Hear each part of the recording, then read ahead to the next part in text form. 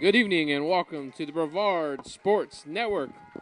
We are live on the campus of Cocoa High School at Richard Dick Blake Stadium, where the 5-1 Cocoa Tigers host the 7-0 Spruce Creek Hawks. As always, I'm here with Coach Blue. Coach, how you doing tonight? I'm doing great, man. I'm glad to be here. It's like deja vu. We're watching Cocoa play another big school, undefeated, ranked team. Coach, like I said, Spruce Creek's head coach is Andy Price. They're coming in 7-0 on the season. He is in his fourth season with the Spruce Creek Hawks. He is 24-14. His first year, he went 4-6 and 0-4 in the district. I would say Coach Price has kind of turned around this Spruce Creek Hawk team. Yeah, it seems so. Those are good numbers last couple of years. Coach, and the hometown Cocoa Tigers. Everybody knows about Cocoa Tigers in Brevard County. The Tigers are 5-1 with wins over Vero Beach, Kissimmee Osceola, Treasure Coast, Dr. Phillips, and the Viera Hawks. Their lone loss to Venice by 1 point. Coach, week in and week out, we know what the Cocoa Tigers bring. What are your keys to tonight for the Cocoa Tigers? Just staying true to what they are. You know, they got the juice man, O.J. Ross, in the backfield. They've got one of the best high school quarterbacks anywhere around here in Davin Widener, who has, through experience, is calm in the pocket. He doesn't make any mistakes. He doesn't force anything. He can use his feet and step up when he needs to. They're just going to keep doing what they're doing. They're not going to press. And their defense, as we've seen every week, they get stronger as the game goes on. They come out a little bit slow usually in the first quarter, but as that game goes on, they just seem to get stronger and stronger, and they just shut people down in the second half. Yeah, Coach, for me, I think this is what our fourth or fifth Cocoa game we've done this year. For me, what I'm interested to see is can the Cocoa Tigers start fast? You know, the Cocoa Tigers have been a team that have made adjustments at halftime all season long, and albeit great adjustments. I would love to see the Cocoa Tigers play a complete game tonight and start at the first kickoff. And I think that's what the Cocoa coaches and fans all would love to see as well. Coach, Cocoa Tigers coming in averaging 164 yards on the ground, 291 through the air, so that's 456 total. We don't have any stats on the Spruce Creek team. Obviously they're led by seniors O.J. Ross, Davin Widener, Jamarie Robinson. Coach, I know we don't know much about the Spruce Creek Hawks. They are in the white and orange tonight. Cocoa will be in all black. But a team coming in with a 7-0 record, they're doing something right this year. Yeah, and they're highly ranked, and we'll find out. Unfortunately, there wasn't a lot of information out there on the internet that didn't require a subscription, so we don't have a lot of details. Yeah, Coach, they're ranked number 3 in their classification. The Cocoa Tigers are ranked 2. You know, that RPI is going to get real interesting over the course of the next couple weeks as we approach the playoffs. The Cocoa Tigers did win the toss and will defer until the second half. Coach, some other games going on tonight. We got Auburndale at O'Galley, Lake Wales at Heritage. We got a lot of district games going on tonight. Satellite at Palm Bay. Merritt Island at Rockledge, I think, will be a very interesting game. Titusville at Bayside. St. Cloud at Viera. And, of course, Astronaut at Melbourne, which is a makeup game from earlier in the season. But we got 3 weeks left in the regular season, Coach. It's not just win your district now. You need your RPI ratings. Every game is important. Yeah, there's some huge games out there district-wise. Auburndale, O'Galley, and Lake Wales Heritage. Both of those teams trying to get into the playoffs, and you're right about the RPI. You have a team like Cocoa that plays the toughest schedule they possibly can. Some other teams out there that play some easier games. It's great to get the wins and all, but if they don't win their district, they're in a rough spot trying to make it in that top 8 based on the Max Preps rankings. Absolutely, Coach. Hey, it's another great night out here at Cocoa High School. It's senior night. It's homecoming. The crowd, they're here. They're here early. It's packed. And, Coach, again, let's see if these Cocoa Tigers can start fast. Folks, as the games get going, if you do have any score updates, please go ahead and drop them in the comments. And please be sure to tune in tonight to Alan Slaughterzinski with the Walk-Ons post-game sports show, roughly about 30 to 45 minutes after the conclusion of our game here. Another key, Coach, that Caleb Brown was talking to one of the Cocoa coaches was special teams. I'm sure that Cocoa would like to, improve upon their extra point and get better success and consistency with their extra point. That's going to be something that they're going to need in the playoffs. Well, Coach, we're going to find out early. Obviously, Cocoa's going to come on defense, and we know what the Viera Hawks did to them last week. They ran about 7 minutes off that first drive and scored. Hey, that's the key to beating the Cocoa Tigers, to try to keep this offense off the field, because we know Cocoa can score fast. And we are underway. Kick will be fielded around the 2-yard line. Coach, he's got a big hole. And he got one man to beat. He's gone. Oh, he stopped for some reason. That's number 20. Tyshawn Newton brought down at the 22-yard line of the Cocoa Tigers. Coach, it's a great way to start if you're a Spruce Creek Hawk. Yeah, there was a huge hole in that front line up there, and he hit it. Looked like he was going to go. I didn't think he was going to get caught, but he stopped and cut it back. Speaking of special teams, Coach, it's not been favorable to the Cocoa Tigers very much this year. Well, in the kickoff, everybody has a lane, and you want to keep them on their lane. They have a landmark that they're supposed to run down on kickoff. Obviously, somebody blew their lane. It looked like there were maybe 2 guys missing in their lane, and that created that open hole for that returner there. Handoff goes up the middle to number 12. That's Kevin Minkler, and he's in for a Spruce Creek Hawk touchdown. 22 yards, 1 play, 1 score. Touchdown, Spruce Creek. Huge gap right there. Offensive line made a huge gap. It looked like the kick return. It looked like there was a guy or 2 missing over there. But again, there's that slow start we talked about with Cocoa's defense. Absolutely, Coach. They just, Cocoa is a great football team. That's not in anybody's question. They just seem to start slow the last couple games. Extra point is up. He missed it. So with 11:38 left in the first quarter, Spruce Creek 6, Cocoa 0. Coach, well, I guess Brevard County's not the only one that's struggling with special teams. Yeah, it's tough at the high school level. The snap, the long snap, you got to find a guy. At the college and pro level, they have a designated guy, and that's all he does. At the high school level, you got to try to find a guy who does something else and can snap, and it's not easy to do. And then you've obviously got to find a kicker.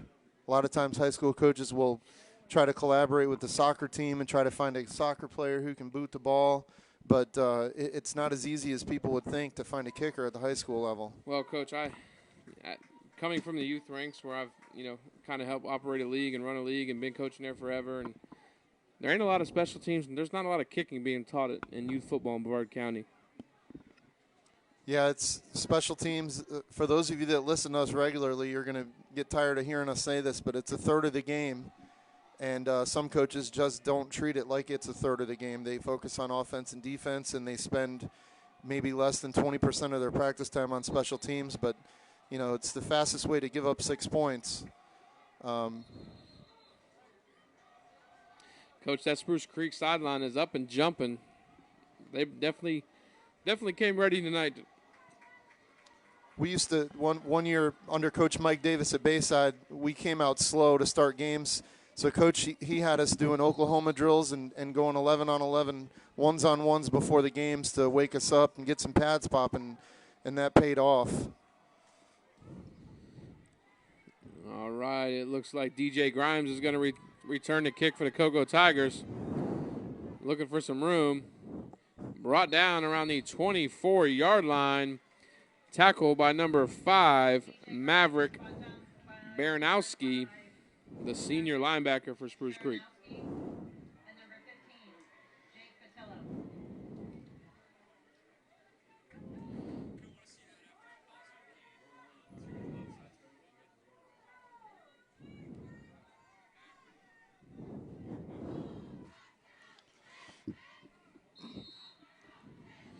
All right, Coach. Cocoa Tigers, first drive, starting on their own 24-yard line. Senior Davin Widener in the shotgun for the Cocoa Tigers. He's going to roll out right. He's looking for some runner. He's going to take a deep shot. He's got Jamarie that's Dante Cook. He makes a man miss. He's going to be in for a Cocoa Tiger touchdown. Coach, that's a heck of a way to answer Davin Widener to number 2, Dante Cook. Yes, sir. That's one of those opening play. You know, they probably worked on that all week. They saw something on film, and the offensive coordinator had that circled as the first play of the game, and they were going to go at that. They saw something, and they went right at it, and it paid off. We might be in for a high-scoring game tonight if things continue the way they started. Well, Coach, as an OC, I love fireworks, so, hey, let's light up the scoreboard. Looks like we got a sideline warning on two Coco. Offensive guys up here tonight, so we like to see points scored, but the defensive people are going to be cringing. Well, Coach, each team with one play offensively, and they are all over the – not even a minute off the scoreboard, and we got 2 touchdowns tonight, Coach. And I like to see that. I know fans can't see it, but we got the Cocoa Tigers Youth League, SEAC, Cocoa Youth Athletic Corporation, has those young men of all ages from 7 to 14. They're out here tonight to watch their high school Cocoa Tigers. Yeah, that's awesome for the kids. I remember growing up in my neighborhood, I would go to the high school games, and I would talk about the day that I was going to come out the tunnel. And the Cocoa Tigers kick is up and good. With 11:16 left in the first quarter, Cocoa 7, Spruce Creek 6. Fans are happy to see that, Coach.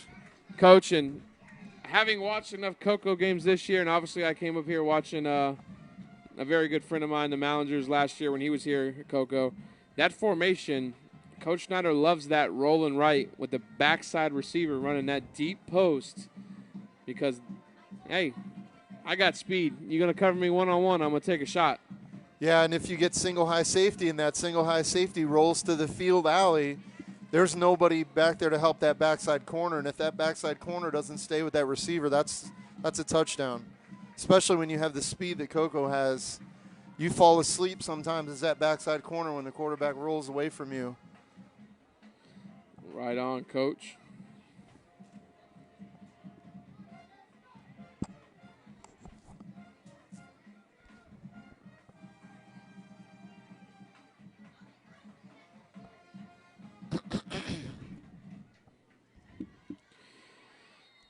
All right, well, if you're just tuning in, it's 7-6 Cocoa. 2 plays, 2 scores, and the Cocoa Tigers are kicking off. That one's, it's going to be fielded at the 1-yard line by number 12, the tailback. Met by number 21, Cedric Hawkins, at the 16-yard line. And, Coach, that's why you never assume that ball is going to roll into the end zone. If it hits the 2 inches in front of that goal line and checks up, that's a live ball. That's exactly what happened, Coach. He thought it was going in the end zone. It took that bounce, and it worked out for him, but that's just dangerous.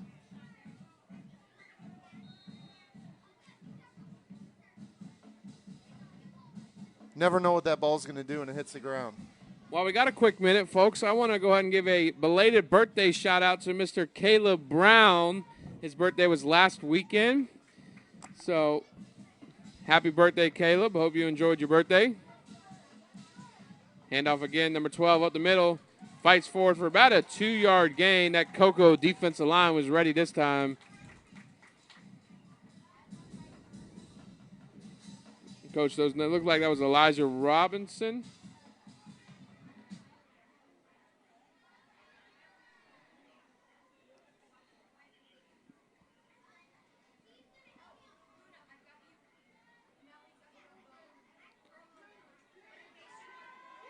Coach, that Spruce Creek's offensive line is giving him some time. Quarterback's going to roll out right. Number 2.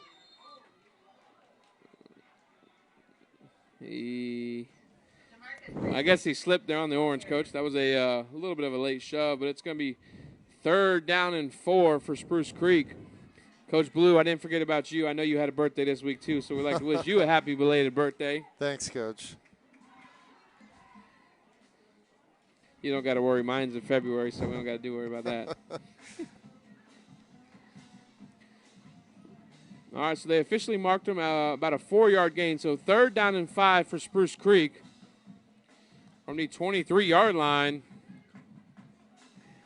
Tries throwing it quick. Reception by number 14. That's Aaron Robinson, a senior receiver. He's going to be right at the first down marker. Let's see where they mark him.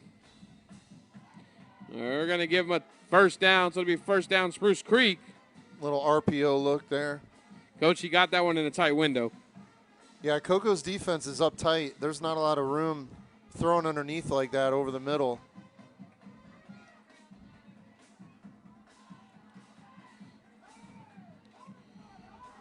DeMarcus Creasy, the junior quarterback for Spruce Creek. We got a timeout, Spruce Creek. We're going to head to a quick commercial break.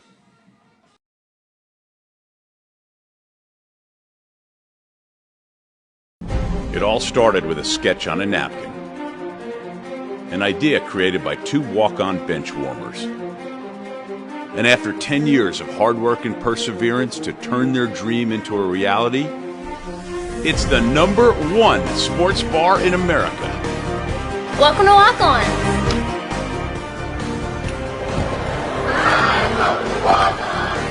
Walk-ons, because everyone needs a little playing time.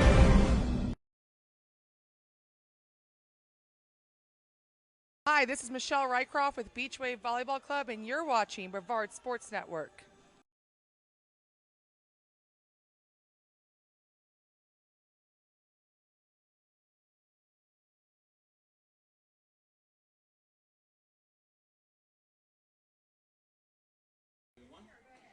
All right, we are back.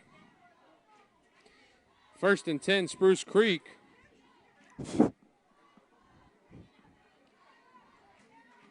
Coach, that Coco D-line, great penetration. He does get back to the line of scrimmage. That's going to bring up 2nd down and 10. Spruce Creek is coming quick right back to the ball. Well, Coach, check out big 5'5" out here in the slot. Oh, now he's going to motion over.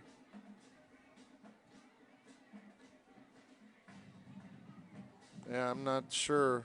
He's playing tackle now. I'm not sure about what that was.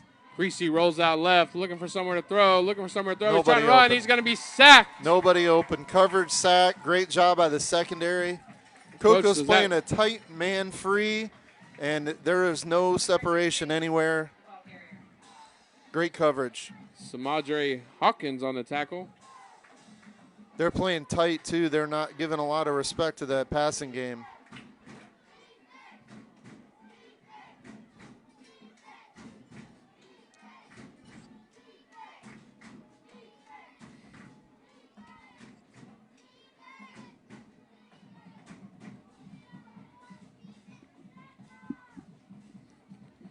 Creasy takes the snap. Going to throw a screen to the left side. He's got a wide open man. And number 12, Kevin Minkler, off to the races. He's got one man to beat. He's got a block. Still reversing field. Breaks another tackle. Falls down to the 11-yard line. That's a great play call. It sure was, Coach. You go screen to the boundary. Coach, it looks like we got a flag back here on the 30-yard line. That one may be coming back.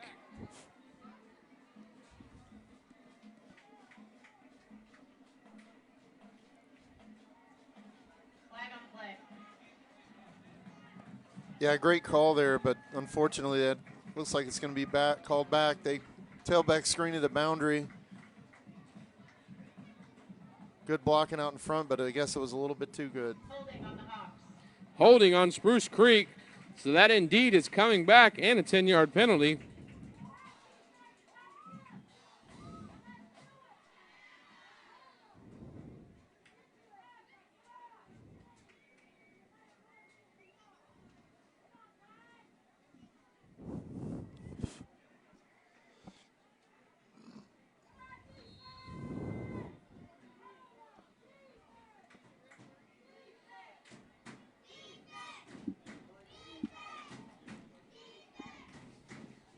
All right, Coach. So after the penalty, Spruce Creek will have the ball on the 20-yard line. They're going to throw a tunnel screen to number 14. That's Aaron Robinson all the way up to the 28-yard line. but it'll bring up 4th down and 9 for Spruce Creek. Well, Coach, Spruce Creek definitely has the tunnel game going early. The screen game, I'm sorry. Yeah, when you're playing tight man like that, if you can get the linebacker, one of the linebackers is supposed to have the running back. If he blitzes or he gets caught up in the wash and can't get outside, and that's what we saw in that long play that was called back. So, you know, your tailback screens are great play calls against tight, aggressive man coverage. Cedric Hawkins deep for the Cocoa Tigers. That one's going to be a high kick. It's going to take a Cocoa bounce to the Cocoa 39-yard line, where the Tigers take over 1st and 10. Coach, we need to remember that moment. That penalty against Spruce Creek could definitely affect what we see the rest of this game. Yeah, that was a good answer by Cocoa's defense there after the first possession, obviously. 1st and 10, Cocoa. This drive brought to you by OMG Hibachi Grill. Caleb, we got to get them down to the Youth Super Bowl here November 20th. We get them food trucks. It surely looks good. Coach, I know what it stands for, but I like to hear you say it. What does the OMG stand for? Oh, my goodness. Well, there it is. I think. I'm just kidding.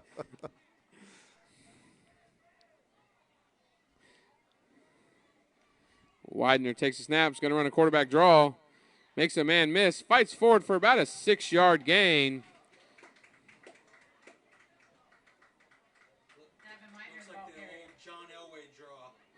That's a great little change up there.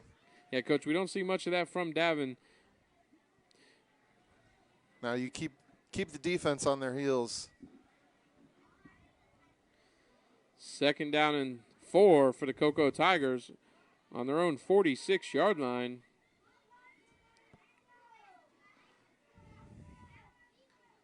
Widener takes snaps, going to keep it up the middle. Makes another man miss, fights forward for about a 9-yard gain. Good enough for a Tiger 1st down. And, Coach, the Tigers are going 2 by 2. Spruce Creek's got no backers in the middle of the field. They're walked down on the outside to bring pressure. They're giving it to them. Why not take it? That's right. You count the numbers in the box. Sometimes it's simple math. You've got 5 linemen. How many defenders are in the box?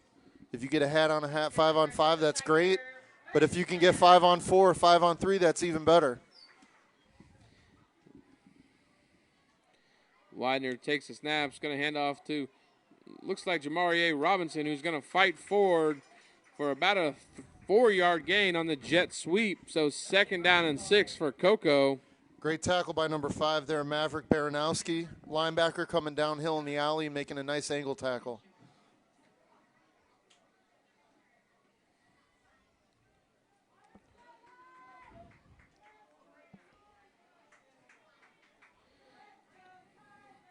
Coach Spruce Creek lining up in that 3-4 defense. Showing blitz. Widener takes snaps, going to throw a quick outside to DiMaggio Grimes. He slips. That'll be a loss of 2 on the play, bringing up 3rd down and 8 for Cocoa. Nice aggressive play there by number 9 for Spruce Creek, Ben Sword. He came up, no hesitation, and made that play.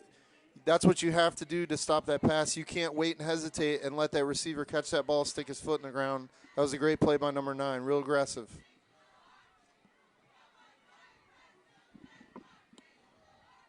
Third down and 8 for Cocoa. Widener tries to make him, looks like he tries to draw Spruce Creek off sides, but actually Cocoa is going to get called for a false start. It's going to bring up 3rd down and 13. And we got an officials timeout water break, so we will head to another commercial break.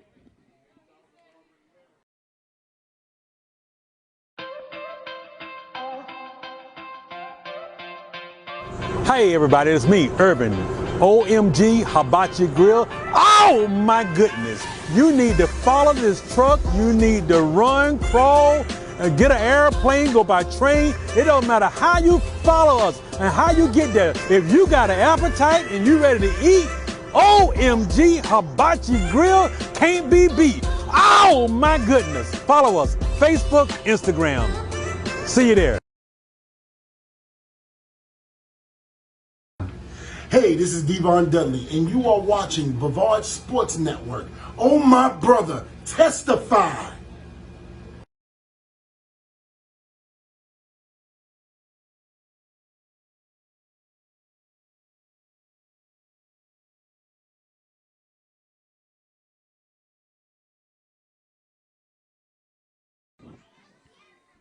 All right, we're back. Cocoa Tigers, 3rd down and 13 from the 50-yard line.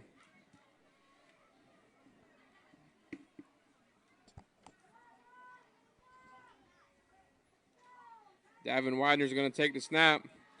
Looking, got a man down the middle. He's going to, number 11, Imarie Dixon slips.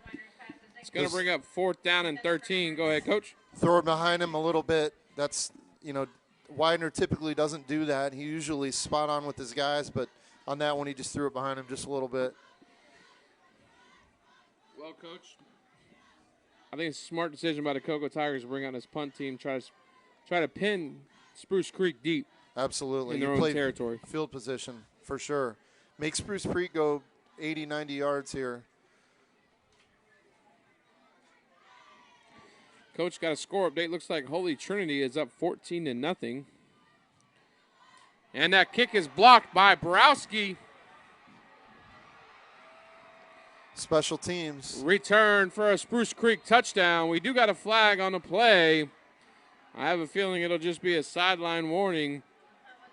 That Coach. Snap arced back. You never want to see arc on a long snap. That snap arced back, hit the ground. The Cocoa punter had to pick it up off the ground and then try to punt it. And by the time he put foot to leather, there were 2 guys in his face. Yeah, Coach, Borowski with the block. He could have just took that from the punter. He was that close. Indeed, the penalty was sideline warning on Spruce Creek.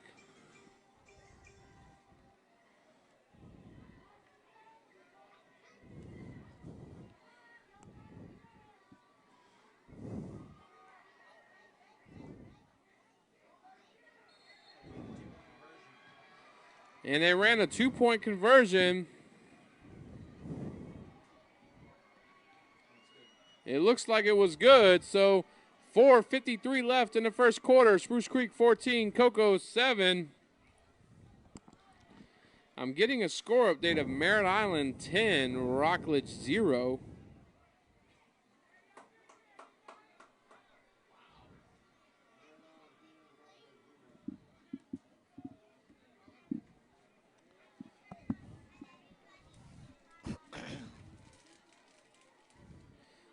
Blue, they say Denenberg hit a 49-yard field goal. I believe it the way we watched him kick. Yeah, that's totally believable.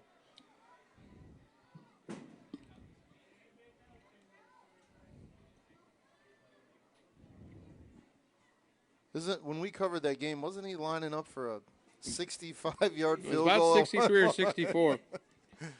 And then they had a penalty or something and then had to scrub it. But it wasn't his fault. Yeah, they had a penalty, and I think it got blocked up the middle.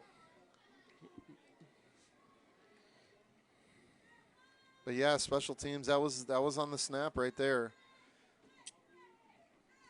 Well, Coach, the Cocoa Tigers definitely got an answer. And we know they will. We've seen it time and time again.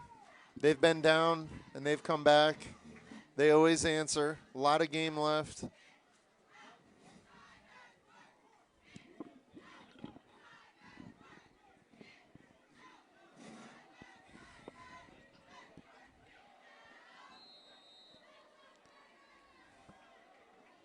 Number 23 set to kick off for the Hawks.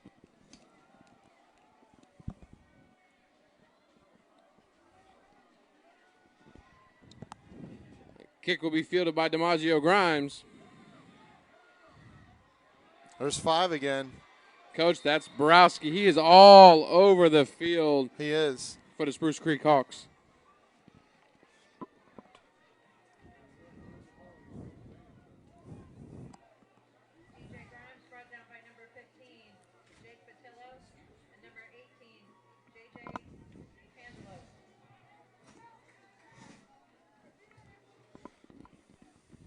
All right, Coach. Cocoa takes over 1st and 10 on their own 15-yard line. Certainly want to have a good answer here for the Cocoa Tigers.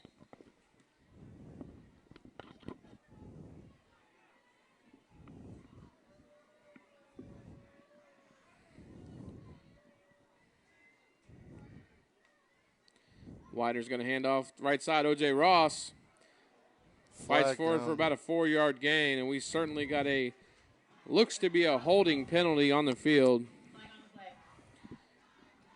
Coach, I've only seen Spruce Creek play one other time. It was about 2 or 3 years ago when I was at Melbourne, and they went up there and whooped our tail, and we went up to Spruce Creek. So, again, Coach Price has done a good job of turning this program around. Indeed, it was holding on Cocoa. It'll be half the distance to the goal. 1st and about 18 for the Tigers on their own 8-yard line.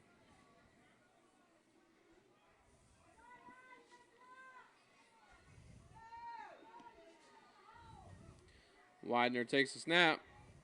Going to throw it to number 2, Dante Cook. Coach, great block on the outside by Dixon. Cocoa gains about 14 yards. It's going to bring up 2nd down and roughly 7 for the Tigers. You see the confidence that they have in Widener in the passing game they're throwing out of the end zone while he's standing back there in the end zone. You would assume that they would hand it off to Ross there, but they have a lot of confidence in their senior. Widener takes snap, hands off to O.J. Ross. Makes a man miss, gets to the outside. Good enough for a Cocoa 1st down. Brought down around the 28-yard line. They were able to seal the edge there and get him outside off tackle.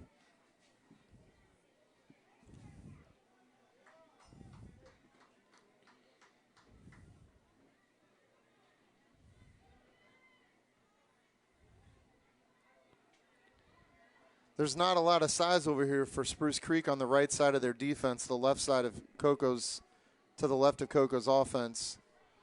Widener with a quick pass out, number 2, Dante Cook, cuts to the outside. He's going to fight forward for about a 6-yard gain. Looks like they're officially going to mark it about a 5-yard gain. So 2nd down and 5 for the Tigers. Coach, I'm just impressed by Borowski, number 5 of Spruce Creek. He's made tackles on kickoff. He blocked a punt. He's lining up at middle backer. He's lining up in the slot. He's all over the place for Spruce Creek. Yeah, he's real aggressive, and he's quick, and he's physical.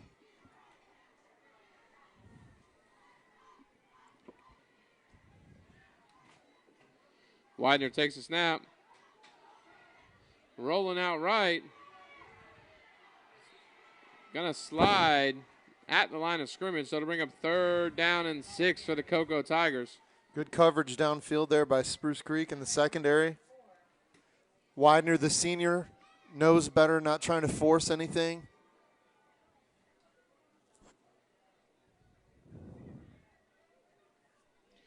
Coach Blue, you got to remind me next time we come up here in Cocoa, and in the woods, we need some mosquito spray up here.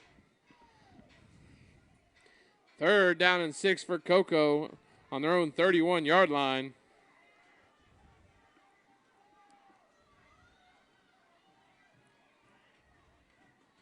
Widener takes the snap. Throws it over the middle of the field to DiMaggio Grimes. He's hit.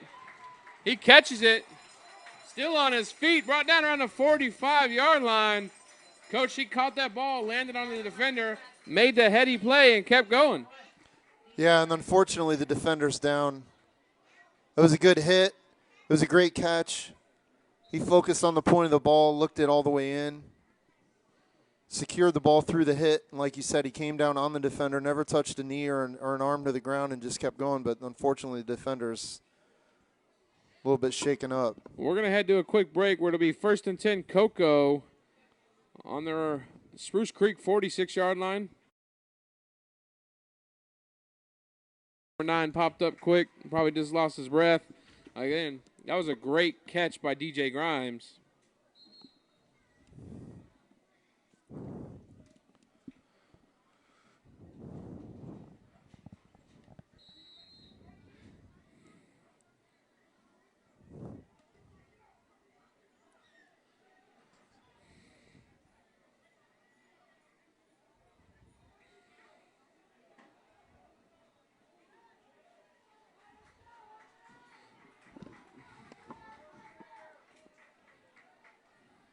Widener takes the snap. Looking for some place to throw. Breaks the tackle off number 34. He's going to slide after. Well, they're going to give him a yard. 2nd down and 9 for the Cocoa Tigers. Again, good coverage downfield. Spruce Creek secondary. Widener makes a smart decision, doesn't try to force anything, and gets what he can on the ground. Another smart decision is he slides feet first and doesn't take a hit. Are you saying the big bend method doesn't work? Well, if it was 3rd and short, I'm sure he'd put his pads down and try to truck somebody. But the smart move there on 1st and 10 at midfield is to slide and not take an unnecessary hit. Live to play another down. That's 2nd down and 9 for Cocoa.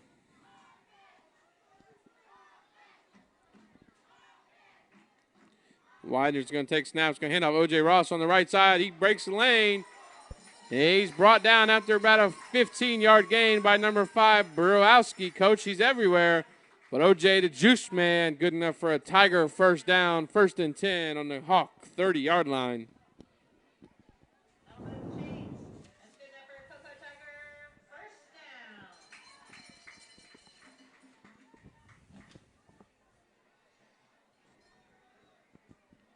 Baranowski's got a tough assignment, number 5. He's playing the slot and he's in the box, so he's feathering the box. He's going to play the slot in the pass. He's going to play the run on the run. Widener takes snap. Throws a quick out to Jamarie Robinson, good enough for an 8-yard gain.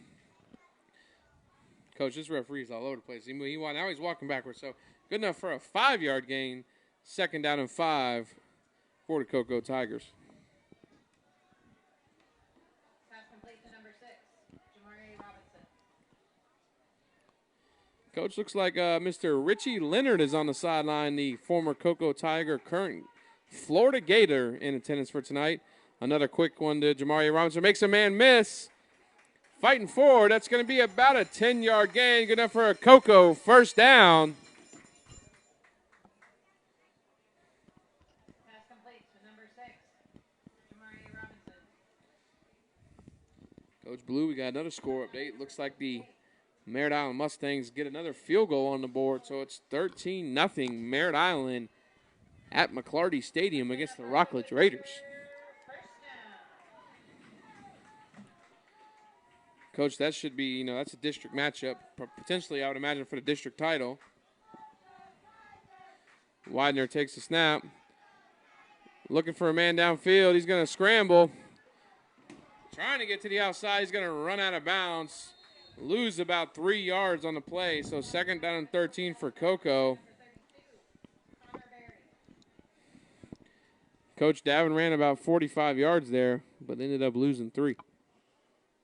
Yeah, Cocoa's throwing a lot of quick passes out to the receivers. What they're setting up is they're going to be able to pump and throw over the top, either on a wheel route or a stop and go here. If they keep throwing these short passes, they're going to suck that secondary down towards the line of scrimmage, and they're going to be able to go over the top at some point.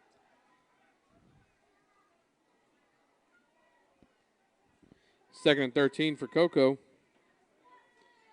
Widener takes the snap, hands off to O.J. Ross, looking for some running room. He's got none. He will fight forward for about a 3-yard gain. That's going to bring up 3rd down and 10 for Cocoa. That'll be the end of the first quarter where the Spruce Creek Hawks lead the Cocoa Tigers 14-7. And we'll be right back.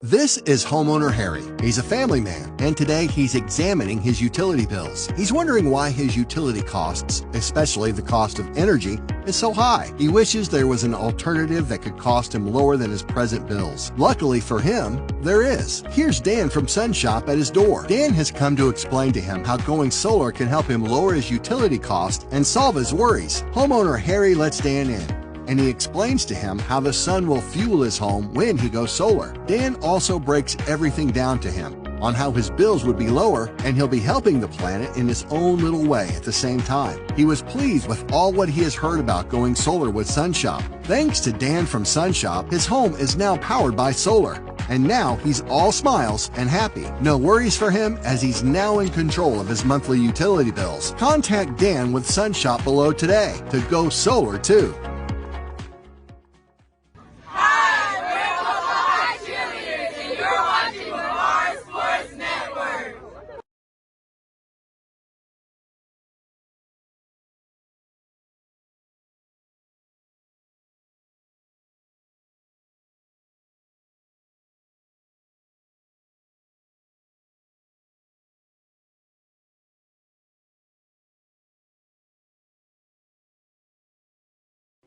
All right, we're backwards. 3rd and 11 for the Cocoa Tigers.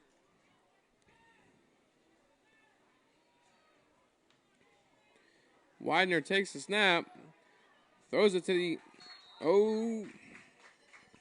Coach, is that O.J. Ross on the reception? That it is. Just shy of the first down. Very loose coverage there, keeping everything in front. Coach, it's 4th and 1 for the Cocoa Tigers, and here comes the heavy package. Coach Todd Wilson watching the broadcast. Coach, hope you're doing well. Always good to see you. Coach Blue, you guys used to run this heavy package at Bayside. Big number 99, Trevante Valentine would line up back there. We knew what was coming. We called it Wrecking Crew. Widener takes snaps, going to hand off O.J. Ross. Breaks a yard. He's in for a Cocoa Tiger touchdown. Great job by that Cocoa offensive line, Coach. Yeah, and Spruce Creek isn't real big up front. So when you bring in that extra bulk, Spruce Creek's in a real disadvantage. Great answer by the Cocoa Tigers. Great drive. Coach, we'd like to see this extra point go through because they're not as automatic as they should be. Definitely like to see a snap with some pepper on it here.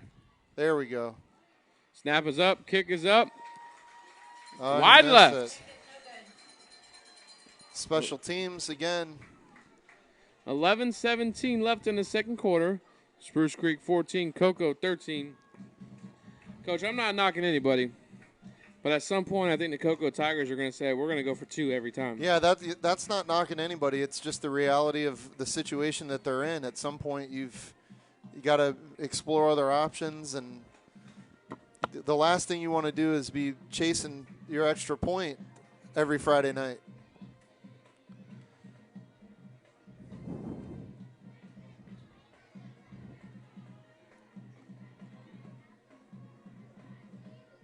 Yeah, Coach, we had Wrecking Crew at Bayside. We had Trevante Valentine, who went to LSU. We had Tamel One, who went to Marshall. And they were both – Tamel was about 6'3", 255, 260.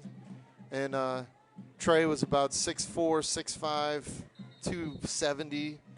And those guys get in the backfield and just steamroll through A-gaps. And it was fun. And they got excited, too. They were – always bugging us to run it. They wanted to run it midfield. We're like, guys, you're a red zone package inside the 5. We're not running Wrecking Crew at midfield.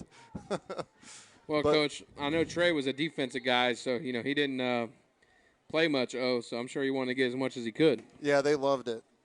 Defensive guys love to get on the offensive side of the ball. And this kick is fielded by number 12. Another seam on the kick return. Somebody in their lanes, and there's a flag out of bounds after the play. Be a late hit, Coach. That Tiger kickoff team is definitely making things rough for this Cocoa defense. Yeah, somebody's not holding their lane. So typically what you have is you have the field divided up by lanes. One guy's supposed to be on the numbers, one guy's supposed to be on the hash, one guy's supposed to be in the alley, one guy's supposed to be on the rail, which is – if you kick it to the sideline, in between the numbers and the sideline, and one guy's supposed to be on one upright, somebody is not holding their lane, and Spruce Creek is exploiting it. Well, Coach, and this Cocoa defense has played well, when they're not put in a bad position. So, again, it might be something where we're going to pooch kick it or quick kicking it to number 12 and quick kicking it deep.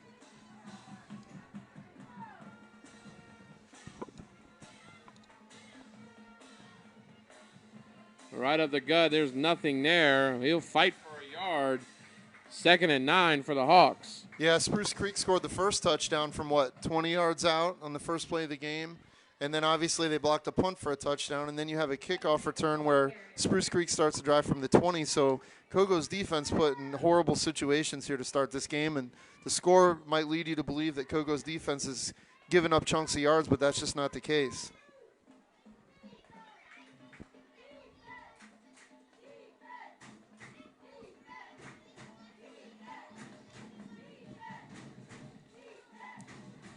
Handoff up the middle goes to number 12. He's going to be brought down after a 2-yard gain. Coach, I will say this. I've kind of noticed these Spruce Creek receivers block well downfield. Yes, you're right. That's not easy to do. You got to, as a coach, trying to get your receivers to buy into that is not easy to do. 3rd down, and we'll call it 7 for the Hawks.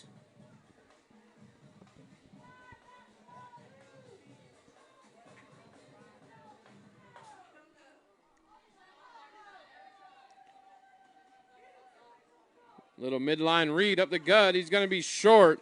Pick up a 4. It'll bring up 4th down and 2.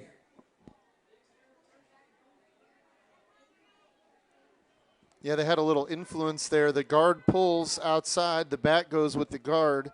So the quarterback's reading the middle linebacker. If the middle linebacker vacates and goes with the running back, he's going to pull and run right up the middle. Yeah, Coach, that power read is, if you got a quarterback that can, that can get upfield quick, it's lethal. Timeout, Spruce Creek. We're going to head to a quick commercial break.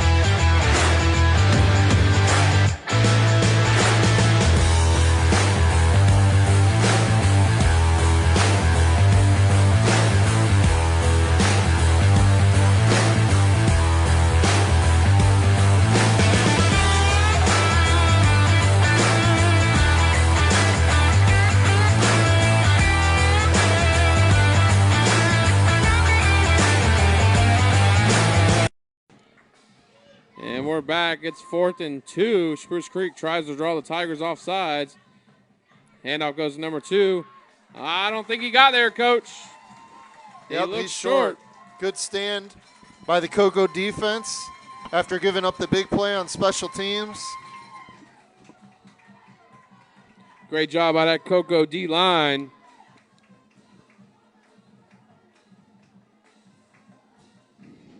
Score update, Satellite 14, Palm Bay 0.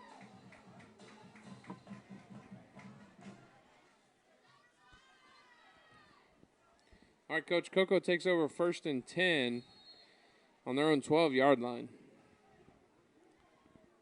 One of the things I love about Kogo is their balance.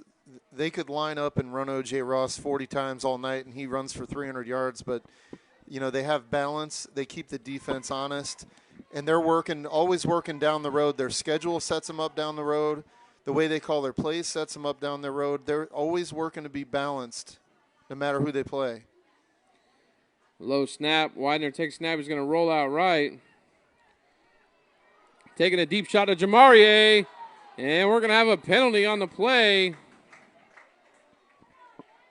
Coach, I'm no referee, but I believe that was pretty good coverage by number 4. Yeah, but unfortunately when the ball was in the air, the defensive back didn't turn around and find the ball, and he made contact with the receiver when the ball was in its descent. So they're going to call that every time. Well, Coach, good thing it's not a spot foul if you're a Hawk. It'll be a 15-yard penalty from the line of scrimmage. I was surprised that Widener threw that ball because it was good coverage and the safety was coming over. But sometimes you just got to throw that ball up and let your dude make a play. And as a quarterback, when you trust your receivers, sometimes you just give them a chance.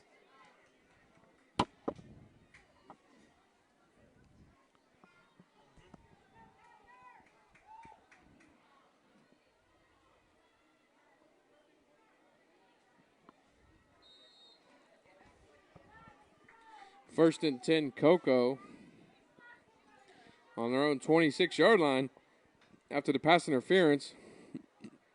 Hand off to O.J. Ross. He's still on his feet. Fights forward for about a 14-yard gain. Coach, just like DJ, O.J. running the rock. Defender falls underneath him, keeps his balance, doesn't touch the ground, and keeps going. The key word there being balance. He's like a cat. You can't knock him off his feet. Coach, I know he works that drill with Coach Eddie Mays. Amazing Elite Football Academy. This drive is brought to you by Off the Streets and On the Field.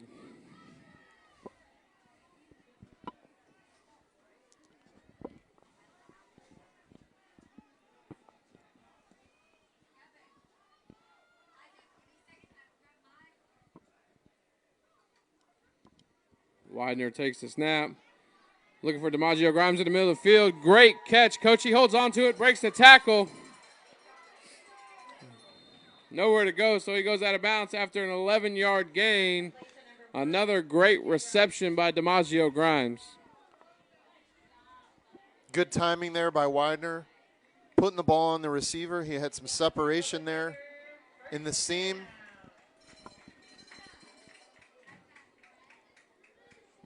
Good protection up front to give him time. That took a little while to develop.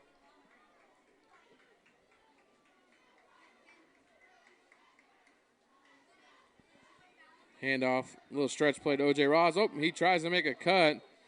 Slips. Coach are going to mark him about the line of scrimmage, so second down and 10 for the Cocoa Tigers.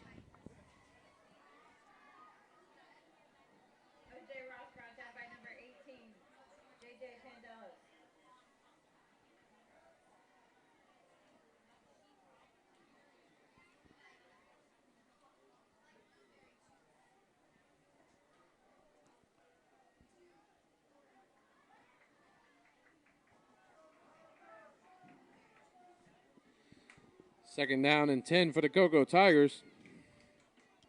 Widener sends Ross out in motion. Going to throw a nice ball. Pass caught by Jamari A. Robinson. Coach, that was a beautiful football by Davin Widener. It sure was. Great timing, great route, great protection. And that's a Cocoa Tiger first down. You can tell that they do that every day at practice over and over and over again. Coach, that was all timing. Yep. First and 10, Cocoa on the Hawk 34-yard line. Loose coverage by Spruce Creek. They're being smart and taking hitches, outs. Coach, they don't want to get beat deep by this Cocoa speed.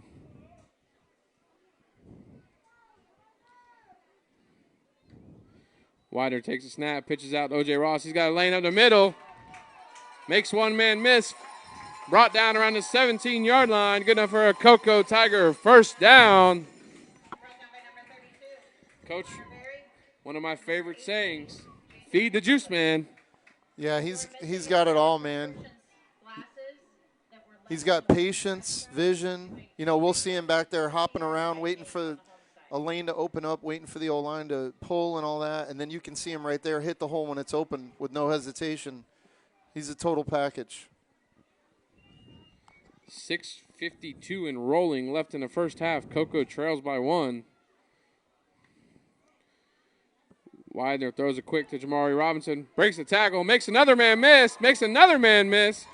Brought down to the 6-yard line. Good enough for another Cocoa Tiger first down. Coach, they called him Swifty. He was real swift on that reception. Yeah, give credit to Spruce Creek. They're giving up the underneath, and they're not coming up to try to take that away. They're making Cocoa earn their way down the field. Coach, we're going to see a heavy dose of juice, man. Davin did fake me out. Juice still on his feet. He falls forward. They're going to call him down at the 1-yard line. Coach, Davin handed that ball off, and as he was handing off, gave us the throwing motion. I thought he was throwing a slant route to Jamari A. Yeah, he faked you out too. Second and goal from the 1-yard line for the Cocoa Tigers. Widener fumbles the snap. He's going to be down short. Yep, down at the 1-yard line. I know the senior would like to have that one back. Yeah, that looked like a quarterback keeper all the way, but he fumbled the snap and just had to fall on it. Here comes that heavy package for the Cocoa Tigers.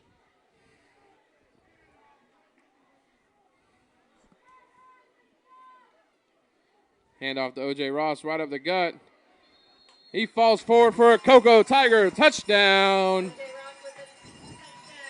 Spruce Creek is just undersized, especially when Cocoa goes heavy like that.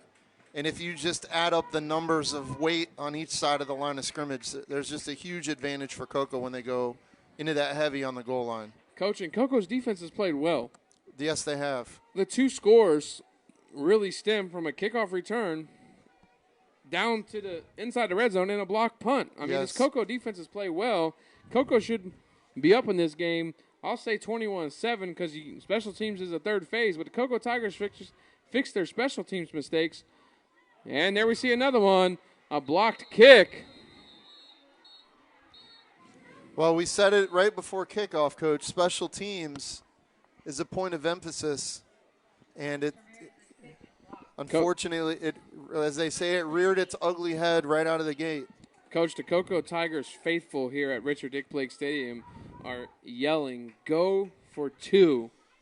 I think they're tired of seeing it too.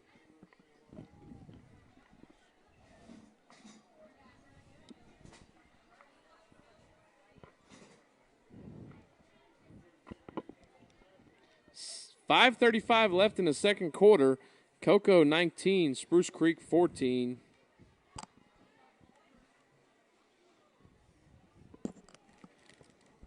You know, the thing about O.J. Ross, if he was 6 foot, 190 pounds, he'd probably be a 5-star running back. And unfortunately, colleges and college coaches get hung up on measurables. I remember for years when George O'Leary was the coach at UCF, he'd come to Brevard County and we'd have linebackers that were 5'8", 5'9", and he didn't want any part of them. He wanted a 6'2", 235-pound linebacker, and they wouldn't even consider a guy based on his height and weight. And that's unfortunate because there's a lot of great players out there who are not, don't meet the measurable desires of those college coaches. And, O.J. Ross is a stud. I don't care how tall or how much he weighs. He's a stud. He's legit. And Coach, it's fun watching him play football. He's got some P5 offers. I know that for sure. He's going to get his. There's no doubt. Cocoa Tigers are going to kick this one to number 12 again. Great kick coverage that time by number 7, Zador. I know that's a relief. Everybody likes to see that. Make Spruce Creek go the length of the field.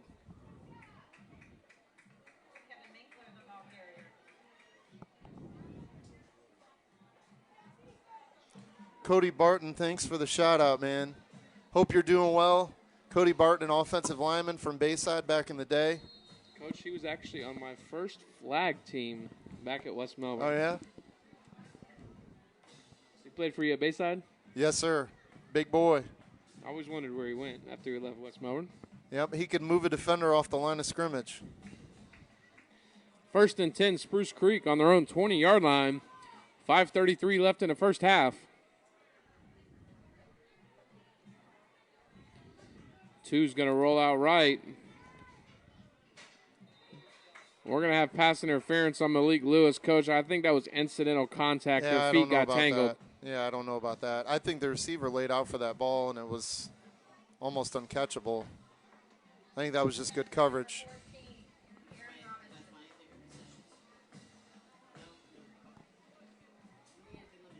I'll tell you what, I'd love a water.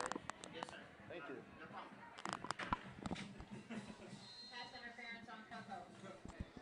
Cocoa hospitality, you can't be. Hey, reminds me of Vero Beach. You need anything from the concession, we got you. That's what they tell us.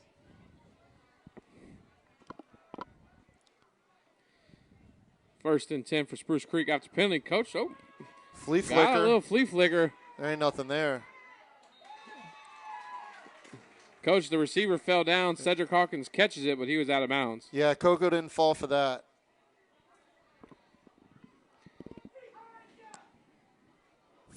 You typically run a flea flicker when the DBs have their eyes in the backfield, and Coco's playing man. They're not looking in the backfield. They're playing their guy, and they did not fall for that.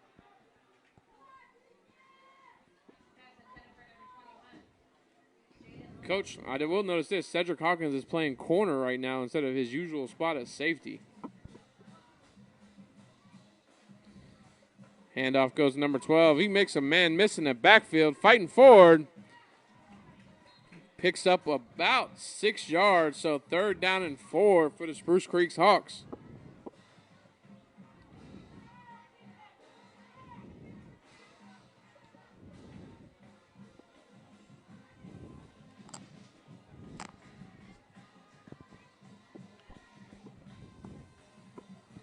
.450 and rolling on the clock before halftime.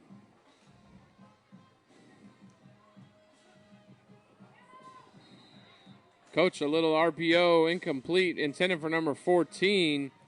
Not sure if Spruce Creek would have been able to keep that play anyways. They had 3 linemen downfield, so 4th down and 4 for the Hawks.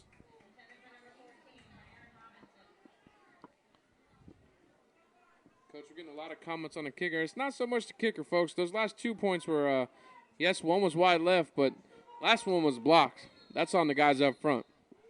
Yeah, there's 11 guys on the field, and it's not always the same guy. All right, but the problem is, Coach, is the Cocoa fans are frustrated because the result is consistent. We got a timeout on the field. We're going to head to a quick commercial break. At Slow and Low Barbecue Bar and Grill, flavorful hickory smoke meets carefully seasoned beef, pork, chicken, and ribs, and the results are out of this world. For a night out or dinner with the family, every visit is memorable. Generous portions of your barbecue favorites and more, and dishes you won't find anywhere else. Virtually all made from scratch. There's live music 4 nights a week, indoor and outdoor seating, and a private banquet room for special events. Slow and Low Barbecue Bar and Grill. Good times, great food.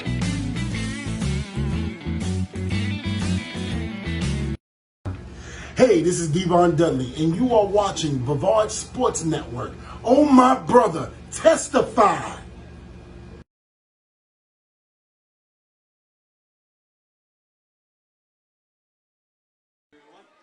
Oh, Spruce Creek going to fake it, Coach. A little option on the punt. That's Borowski. Hurdles a man. That should be a flag. Can't do that in high school football. There it is.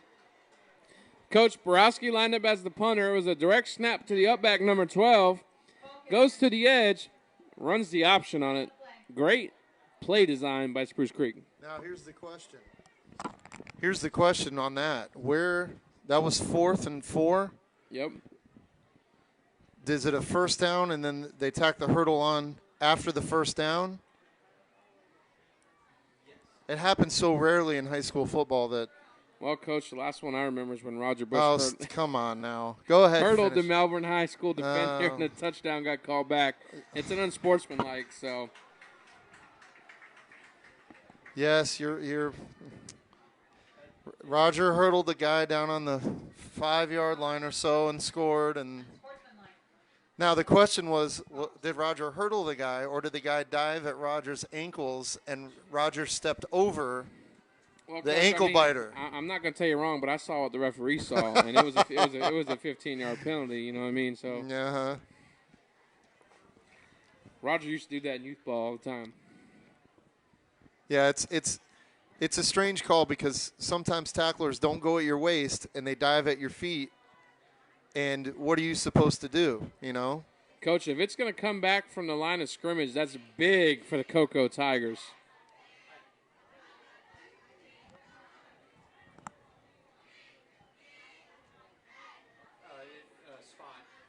So it was a spot foul, so it's 15 yards from the spot. So the ball will be brought back to the 50-yard line. It will still be first down, Spruce Creek.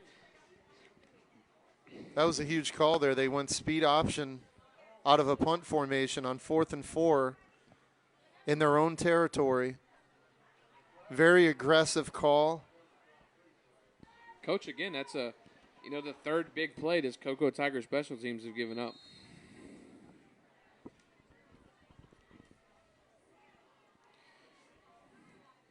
Bad snap. Number 2 takes it. Going to take a shot deep downfield.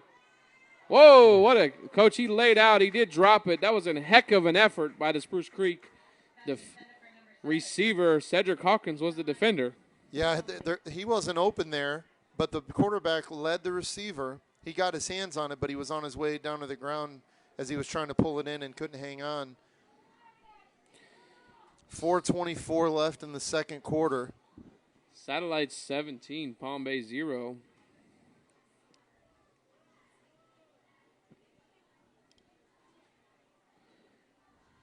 Handoff up the middle to number 12, fighting forward. That Cocoa D-line is there. It'll be a gain of 2. 3rd down and 8 for the Hawks.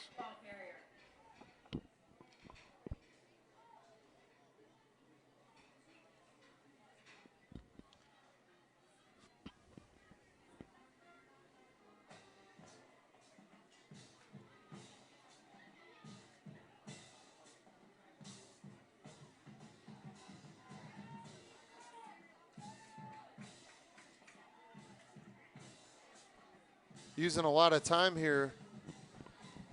That they are, Coach. 3rd down and 8.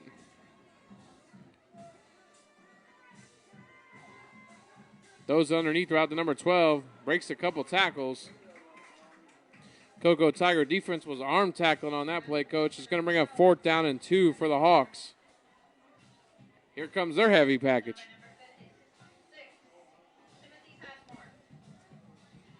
That was past Timothy Passmore, the two-way O-line D-lineman on the tackle. We got a timeout, Cocoa Tigers. We'll head and be right back after a quick commercial break. It's Slow and Low Barbecue Bar and Grill. Flavorful hickory smoke. Hello, Space Coast. Alan Slaughter-Zinski for the Brevard Sports Network. I just wanted to take this opportunity to thank all of you for your support of BSN and allowing us to cover your student athletes and come into your home each and every night. Give us a follow on Facebook at Brevard Sports Network, and here's to many more years of top-notch sports coverage right here in Brevard County. Thanks again. Hi, this is Michelle Rycroft with Beach Wave Volleyball Club, and you're watching Brevard Sports Network. Hi, we're football cheerleaders, and you're watching Brevard Sports Network.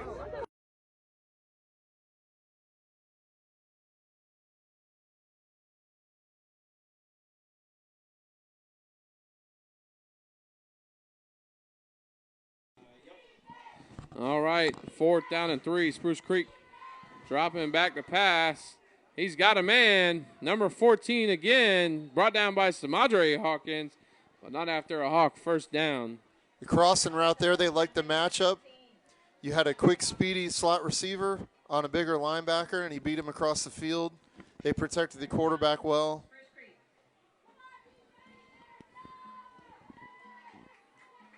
First and 10 from the Cocoa 30-yard line.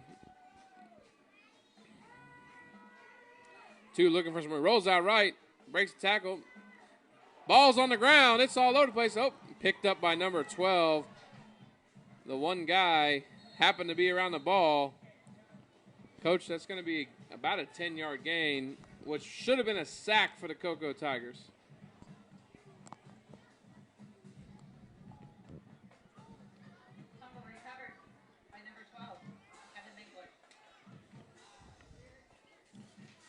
That was Minkler on the recover for the Hawks. Yeah, the quarterback, number 2, DeMarcus Creasy, is very fast, athletic, agile. Hard to bring him down in space. After the fumble recovery, it's 2nd and short for the Hawks.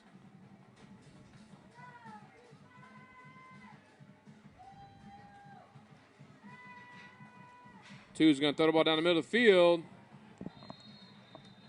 Incomplete. Coach, it looks like it was intended for number 14, but there he is again, Borowski. He's all over the field. Linebacker, special teams, playing slot on offense. Intended for number 8, Brody Hevington.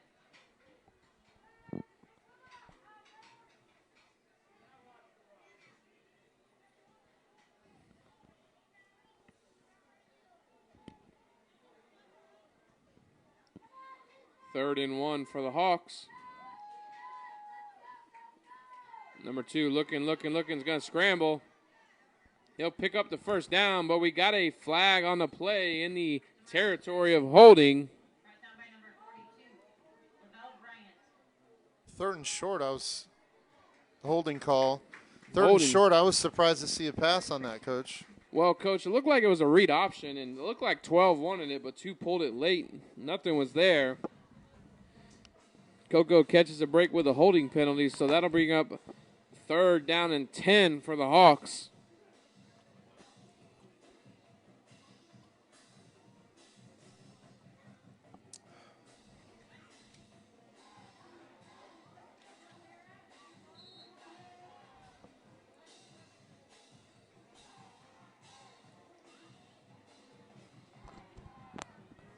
This could be 4-down territory, so I wouldn't be surprised if they try to get half here and then. Coach, you might see a screen play to the outside. Oh, 2's got to scramble. He's going to fall down. Be a loss of 5.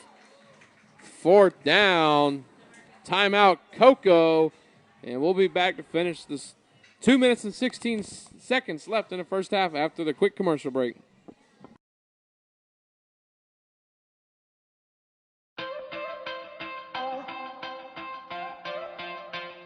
Hey everybody, it's me, Urban. OMG Hibachi Grill. Oh my goodness. You need to follow this truck. You need to run, crawl, and get an airplane, go by train. It don't matter how you follow us and how you get there. If you got an appetite and you ready to eat, OMG Hibachi Grill can't be beat. Oh my goodness. Follow us, Facebook, Instagram. See you there. Hey, this is Devon Dudley, and you are watching Brevard Sports Network. Oh, my brother, testify.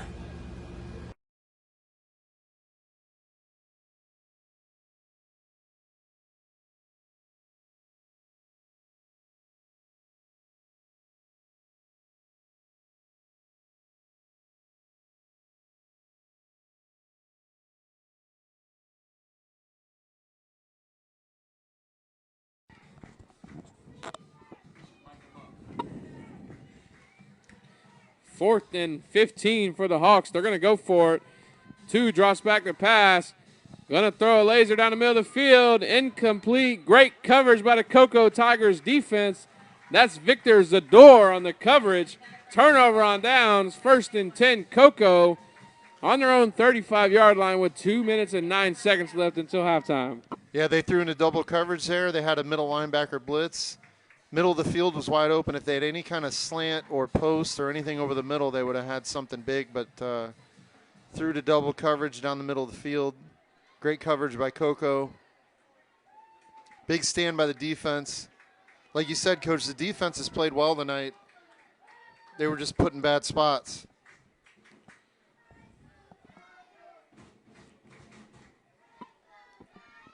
First and 10 Coco.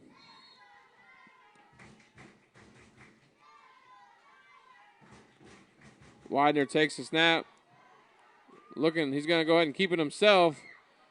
Fights forward to the 39-yard line. That'll be a gain of, we'll call it 5. 2nd down and 5 for the Cocoa Tigers. 1:55 and rolling. Good coverage by Spruce Creek again, and then Widener, the smart senior, picks up 5 yards, not trying to force anything. 1:40 till halftime.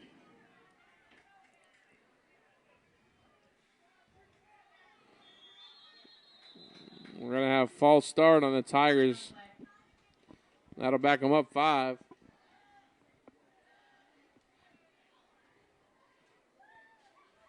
It's impressive watching Widener in the pocket. His pocket presence, he never panics. He's calm. He steps up. He's reading downfield. He trusts his O-line. He's not worried about pressure, but he has a good timing in his head, knowing when to take off and it's time to go. Yeah, Coach, it's impressive to be able to, for a young guy to keep his eyes upfield, downfield, to be able to still make a throw. Widener's going to roll out left.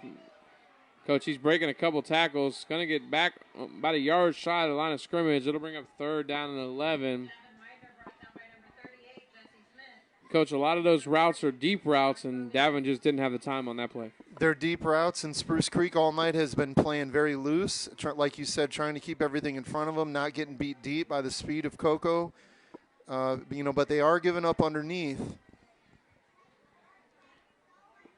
So I wouldn't be surprised to see an underneath shot, crossing route, slant post, dig, something over the middle of the field, something underneath, and then let the Cocoa athletes make plays after the catch. 3rd down and 11 for Cocoa. 35 seconds left in the first half. Or a draw with Ross. Yep. They're going to hand it off with Ross, try to go to halftime. Some people might question that play call right there, but you're thinking 3rd and long that they're going to be throwing the ball deep and they're going to drop their coverage, and a draw is not a bad idea there. But Spruce Creek played it very well right there. Absolutely, Coach. That play will take us to halftime. Cocoa 19, Spruce Creek 14. The Tigers are up by 5. Homecoming festivities, so no band will be playing. Caleb will have it here. We'll see you in the second half.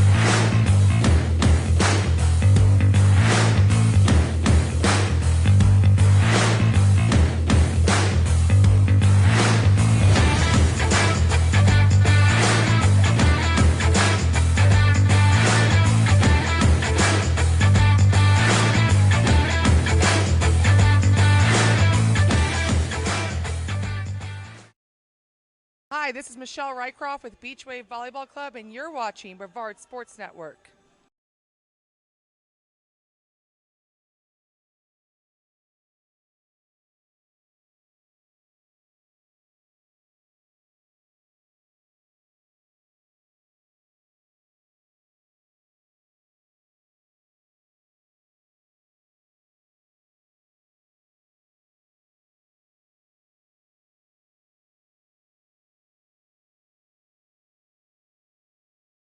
The Saber Guard, Cadet Master Sergeant Savina Radford, Cadet Staff Sergeant Romar Reddick, Cadet Master Sergeant Nicholas Deans, Cadet Staff Sergeant Charles Smith.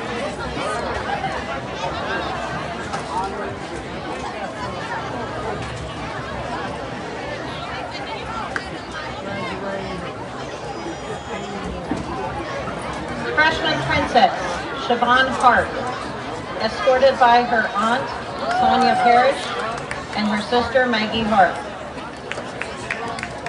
Her extracurricular activities are running track, her plans for the future, running track in college and becoming an engineer. Special thanks to her family for being so supportive and helping through this process. Biggest special thanks to her mother, Stephanie Bryant, her #1, supportive for always being there for her. I love you and my family.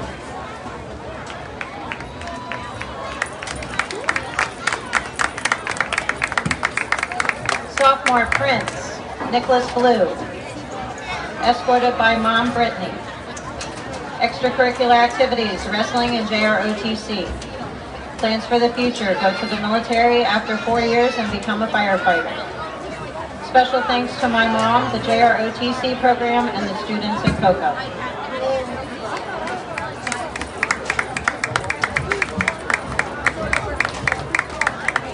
Sophomore Princess Mariah Carroll, escorted by her mom, Brianna Thacker. Extracurricular activities include varsity cheerleading and JV softball.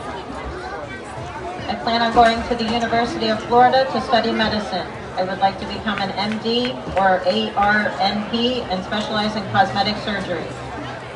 Special thanks to my parents and family for supporting me in everything I do. My teammates and friends for being there for me when I need them.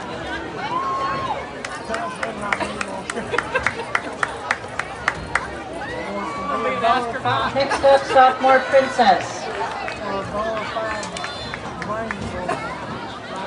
Nazalia Jackson, escorted by mom, Tamari Brown, cousin, Asia Brown. Extracurricular activities, Vice President of Class of 2024, Cheer, National Honor Society. Plans for the future, graduate high school with honors and a 4.0 GPA. After high school, I will pursue a degree to be a pediatrician. Special thanks to my mom for helping me become the person I am today, for being both parents, still giving me the world.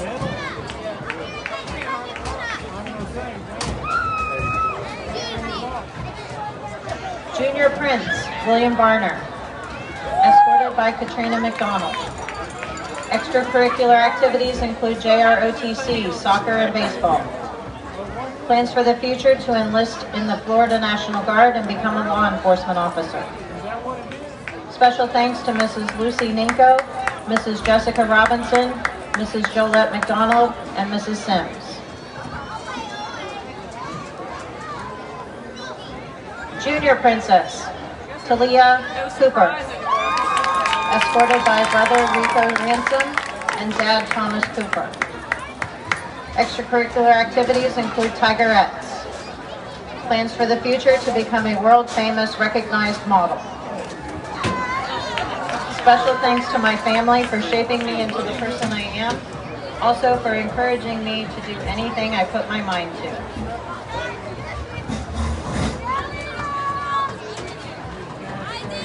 Junior Princess Destiny Darling, escorted by Jada Lloyd and Jordan Holmes. Extracurricular activities include softball and volunteering as an athletic trainer for the football team. I plan on attending Florida Agricultural and Mechanical University to receive my master's in sports science and nursing. Special thanks to my parents for supporting me, my every decision, and pushing me to be successful. God for his guidance and love, everyone who has been a part of my campaign and supported me through the experience. Junior Princess Alexis McKenzie Liebert, escorted by Kion Calhoun. Extracurricular activities include National Society of High School Scholars. Plans to become a licensed cosmetologist and open a beauty salon. Special thanks to my parents. They are great and made all this possible. And thank you to everyone who voted for me.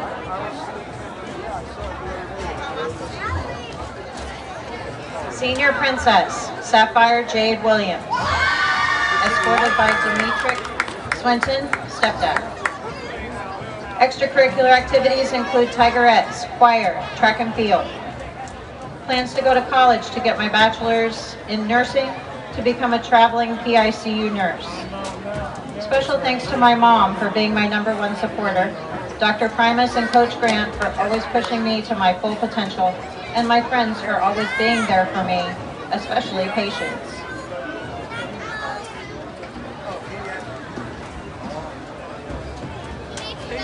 Senior Princess Nadia Kuga, escorted by her younger sister Brianna and brother Louis.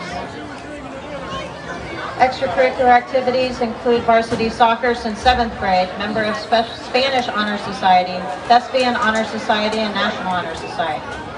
Plans for the future, attending a university straight out of high school, obtaining an undergraduate major before furthering my education in law school to become an immigration lawyer. Special thanks to all the students, teachers, and peers I have interacted with to become the person I am today, especially my little brother, little sister, and mom and dad for being the best support group I could ever imagine.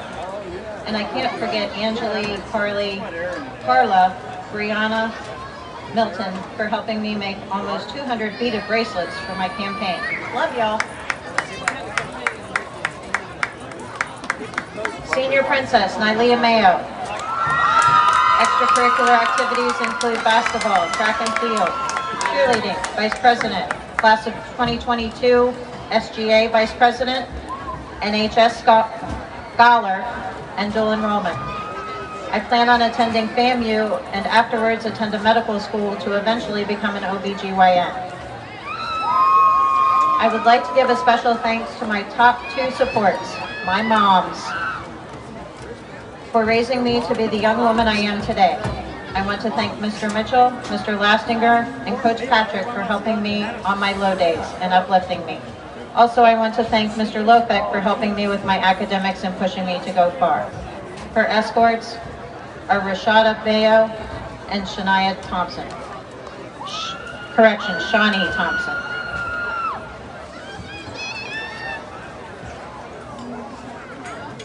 Senior Princess, Marcavia Robinson, escorted by Father Desmond Brown and Grandpa Lonnie Hillary. Extracurricular activities include chorus, National Honor Society, and Tigerettes marching band. Plans for the future. After graduating, I plan to attend Texas Southern University to study general education. Special thanks to my family for always pushing me to be my best. My friends for always making my day brighter, and God for continuously blessing me.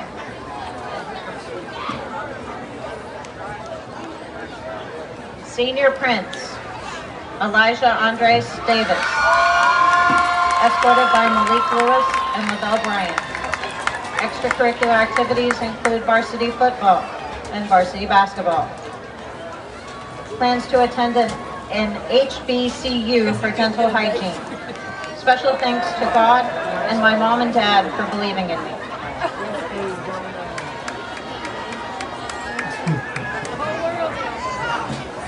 Senior Prince Isaiah M. Claiborne, escorted by Julie Claiborne. Extracurricular activities include cheer, track, and chorus, Student Government Association. Plans to go to Florida A&M University and study international business and music. Special thanks to all my friends and family who have supported me this past year and helped me find my true self, especially my best friend Kaya, for always pushing me in my academics and life in general.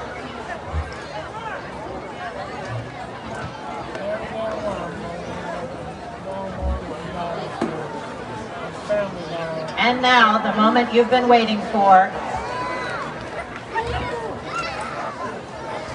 The 2021 Cocoa High School Homecoming King is Isaiah Claiborne.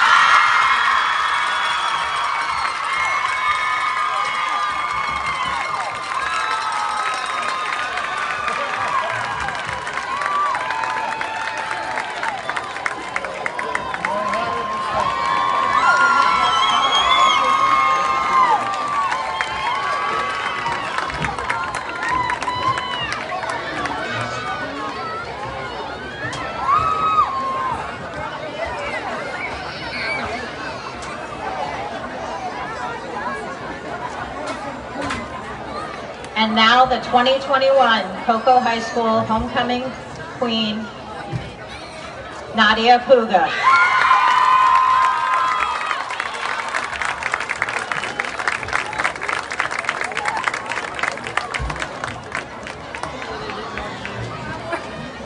Congratulations to the King and Queen and their court.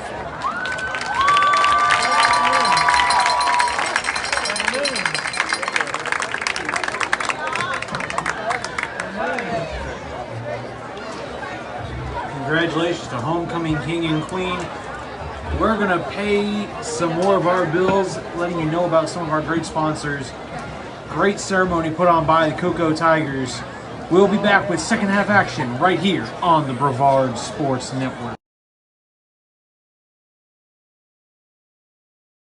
This is homeowner Harry. He's a family man, and today he's examining his utility bills. He's wondering why his utility costs, especially the cost of energy, is so high. He wishes there was an alternative that could cost him lower than his present bills. Luckily for him, there is. Here's Dan from Sun Shop at his door. Dan has come to explain to him how going solar can help him lower his utility cost and solve his worries. Homeowner Harry lets Dan in, and he explains to him how the sun will fuel his home when he goes solar. Dan also breaks everything down to him on how his bills would be lower, and he'll be helping the planet in his own little way at the same time. He was pleased with all what he has heard about going solar with Sun Shop. Thanks to Dan from Sun Shop, his home is now powered by solar. And now he's all smiles and happy. No worries for him, as he's now in control of his monthly utility bills. Contact Dan with Sun Shop below today to go solar too.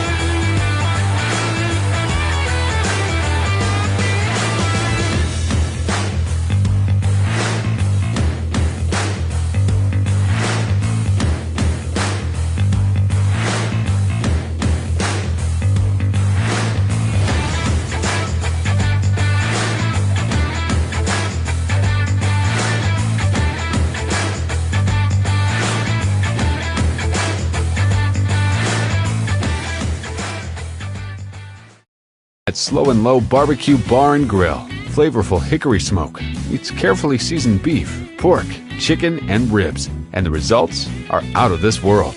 For a night out or dinner with the family, every visit is memorable. Generous portions of your barbecue favorites and more, and dishes you won't find anywhere else. Virtually all made from scratch. There's live music 4 nights a week, indoor and outdoor seating, and a private banquet room for special events. Slow and Low Barbecue Bar and Grill. Good times, great food.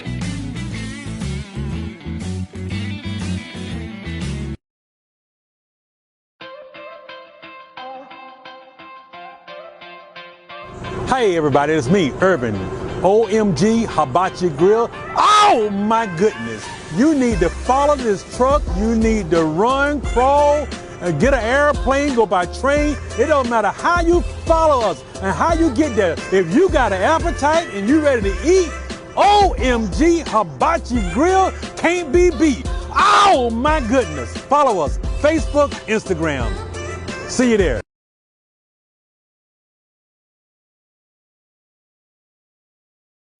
It all started with a sketch on a napkin. An idea created by 2 walk-on bench warmers. And after 10 years of hard work and perseverance to turn their dream into a reality, it's the #1 sports bar in America. Welcome to Walk On.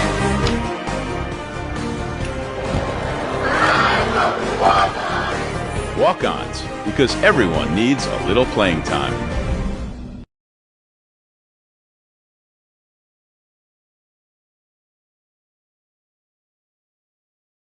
Hello, Space Coast. Alan Slaughter-Zinski for the Brevard Sports Network. I just wanted to take this opportunity to thank all of you for your support of BSN and allowing us to cover your student athletes and come into your home each and every night. Give us a follow on Facebook at Brevard Sports Network, and here's to many more years of top-notch sports coverage right here in Brevard County. Thanks again.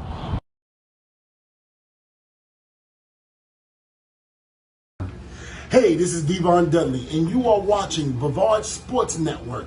Oh, my brother, testify.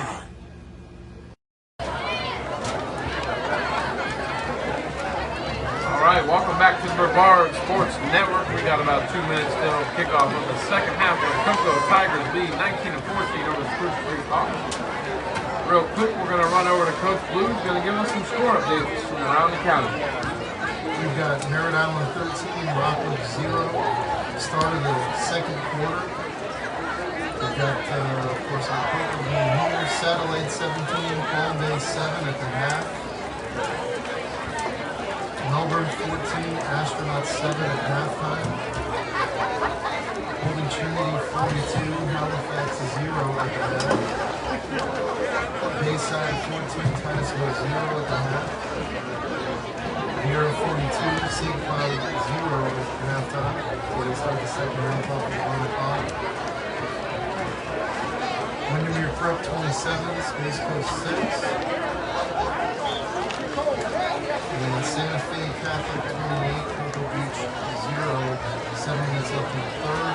Auburndale 7, O'Galley 0, 8 minutes left in the first. Lake Wales 0, Heritage 0. Looks like they haven't had a score update yet. Some of these haven't been updated in a couple. So if you guys have any updated scores, feel free to drop them in the comments. But as we get geared here towards the second half kickoff, Coach, I'll go over some keys for the Cocoa Tigers is figure out special teams. Defense played, fairly well. Offense played well. Again, Cocoa doesn't make mistakes.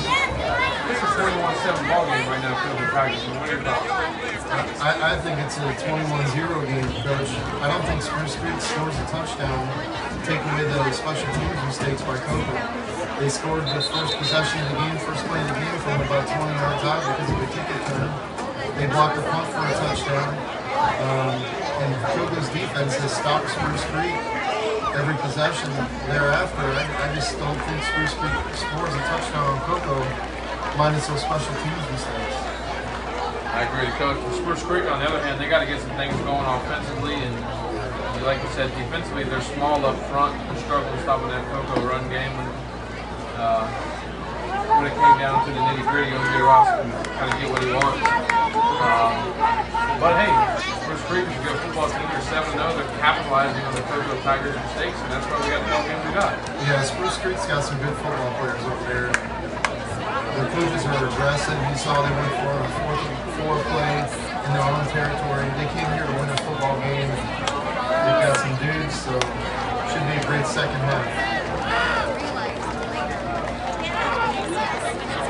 Offensively, the play calling has been great for them because they're taking what Spruce Creek gives them. In the past game, Spruce Creek has a deep secondary, not giving up the big play, so Cocoa's throwing a lot of short-range passes. In the middle of the field open, so they throw a few posts and hit a few posts.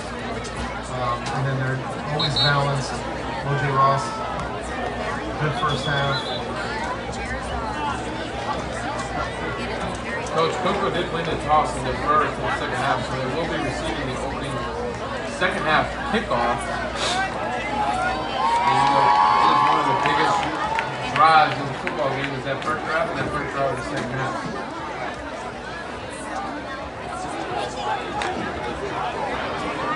Yeah, you see a lot of adjustments coming out of the locker room.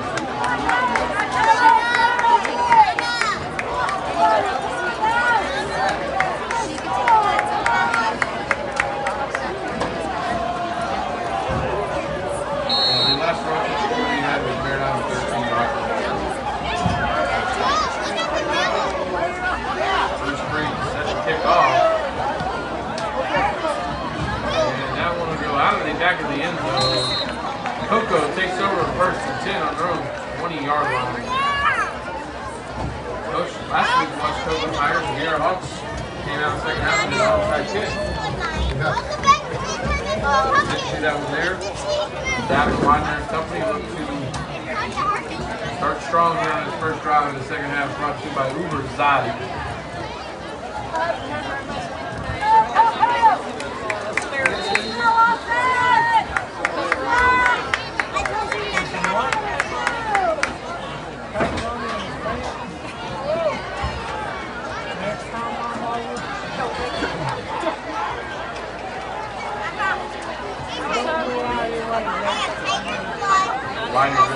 snap. All right, throw the ball middle of the field. He's going to get hit while he throws the ball. Coach was not able to step into that throw.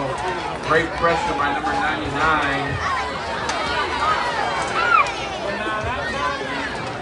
Isaiah Derrick, the senior D lineman, 2nd and 10 for Coco.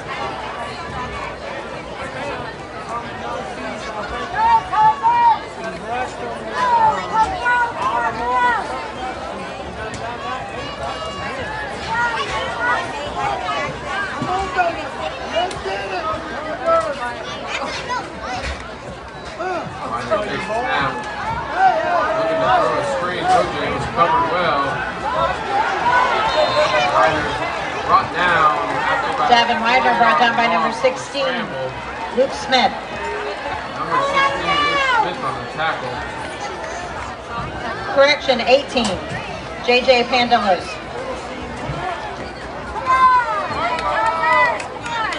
Third down and 13 for the Coco Tigers. Coach, I like the play call right there by Coach Tanner with Spruce Creek played well.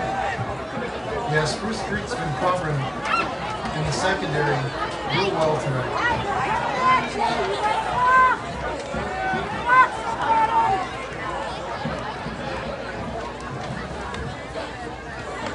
Widener takes the snap. Goes by Mario Robinson.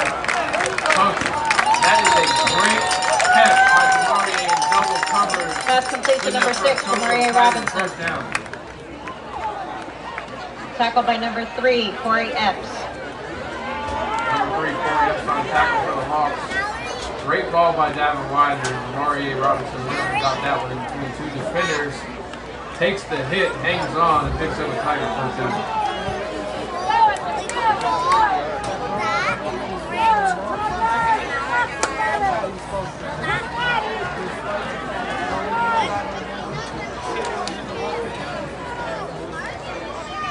Widener's going to hand off OJ Ross on the outside.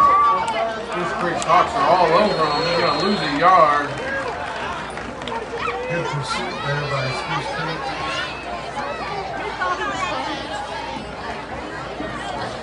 Second down. Looks like they're going to give him a spot up back at the line of scrimmage. So 2nd down and 10 for the Tigers. It's like what you like to see as a defensive coordinator is the defense throwing the ball, swarming to the ball, and multiple guys making tackles.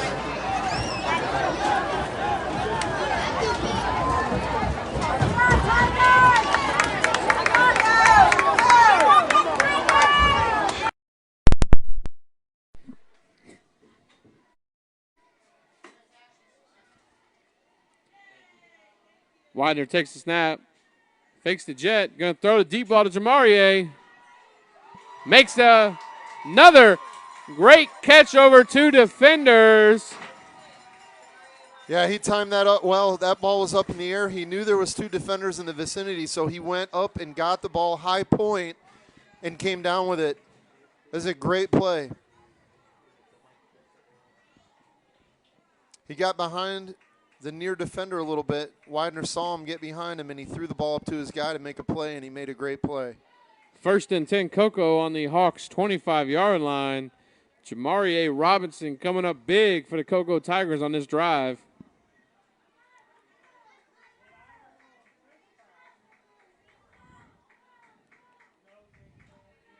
Widener takes a snap, throws it out quick to Cook.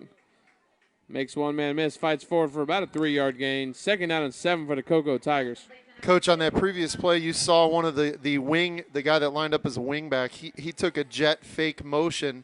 That made that defender in the secondary take a couple steps to his left. That enabled Robinson to get over the top of him deep. So those motions do a lot of things pre-snap, and on that case there, that allowed Robinson to get behind that secondary defender. Coach, a motion will tell you a lot about a defense. The offenses love to have that eye candy back there to distract that defense. Coach Grish used to yell at his DBs for window shopping.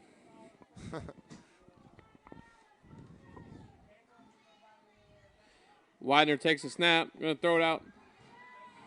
Spruce Creek is right there. Pass was completed to DiMaggio Grimes. That'll be a loss of 2. Number 18 on the tackle.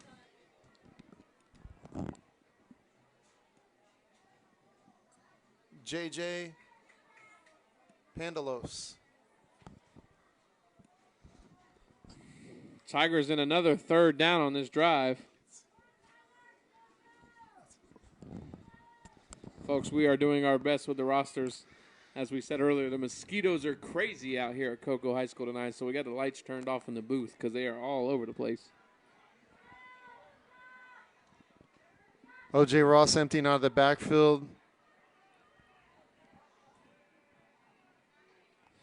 Widener takes the snap. He's going to keep it up.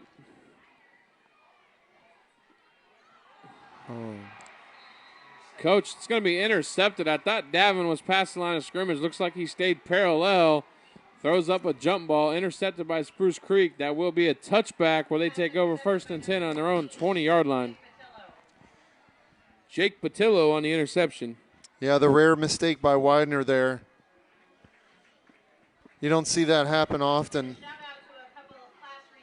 Yeah, Coach, we have not seen Davin make those kind of mistakes very often. 1981 Cocoa High School is celebrating their 40-year class reunion. And the class of 1991 is celebrating their 30-year class reunion.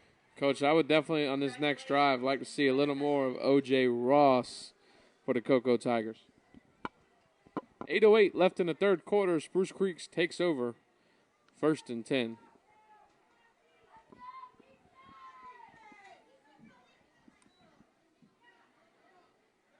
Handoff up the middle, goes to number 12. He's got nowhere to go. Gets back to the line of scrimmage. 2nd and 10 for the Hawks. 7:50 left in the third quarter.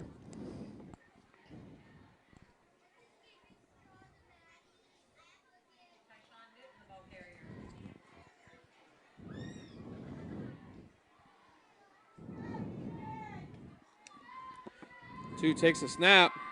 He breaks out of a sack. Going to throw downfield to number 12. Pushed out of bounds. At the 38-yard line, good enough for a Hawk first down. Great athletic play there by number 2, the quarterback. Getting away from the pressure, stepping up, and making a nice throw. It's hard for those big D linemen to bring a guy like that down in the backfield. He's very athletic. Coach, they had him in the grasp. He makes a move, and he's right on by him. 1st and 10, Hawks. Handoff goes number 20, a little zone to the outside. Fights forward for about a 4-yard gain. 2nd down and 6 for the Hawks. This drive brought to you by OMG Hibachi Grill.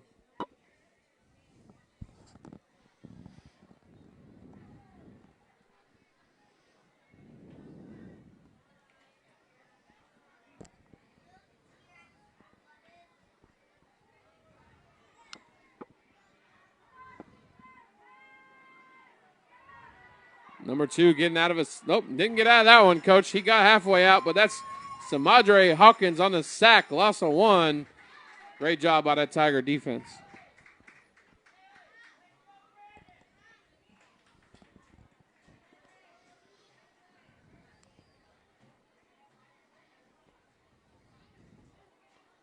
Tackle by number 15, Samadre Hawkins.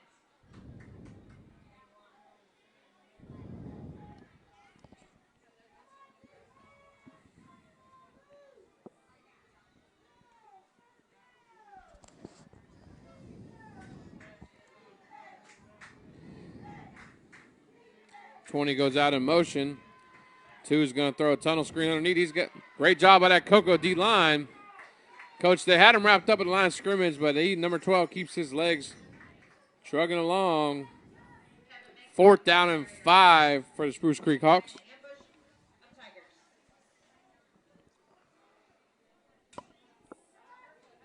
Great play there by number 15, Hawkins. He read screen and he stepped up and made a great play. Big 4th down here. Coach, last time this Spruce Creek lined up, there was a fake punt with an option to it. See if this Cocoa special teams unit is aware and covers it well. A little bit different personnel on the shield there. Coach, yeah, but look how they're lined up. You can direct snap that one again. There they go, same thing. Option the other way. He's got a first down. Coach, it's like Spruce Creek lines up and knows, hey, we got him on special teams. We can handle it. Good call on that, Coach. They get a guy on an island there on the left. The ball, the direct snap goes to one of the guys in the shield formation. He attacks the end. If the end steps up to tackle him, he pitches it to the punter. You get 2-on-1 there. Well, 5:09 left in the third quarter. We're going to head to a quick commercial break. Officials timeout, water break.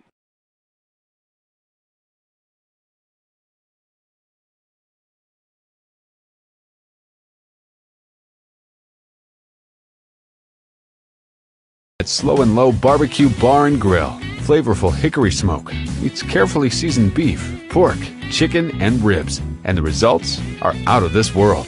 For a night out or dinner with the family, every visit is memorable. Generous portions of your barbecue favorites and more, and dishes you won't find anywhere else. Virtually all made from scratch. There's live music 4 nights a week, indoor and outdoor seating, and a private banquet room for special events. Slow and Low Barbecue Bar and Grill. Good times, great food.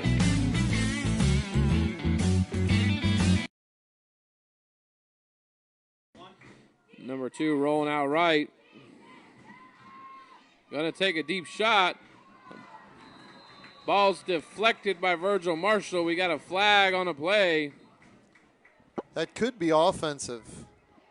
Coach, because the Cocoa receiver was inside of the Spruce Creek. The Cocoa defender was inside of the Spruce Creek defender was behind. I think they're going to get Virgil Marshall is holding them. It must have happened before the ball was in the air. Yes, it was.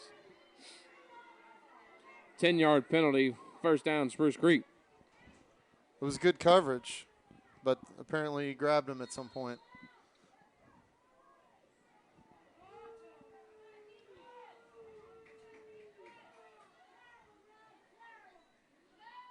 Handoff left side, number 20 bounces it. He's brought down by 44, Ward. Loss of 1.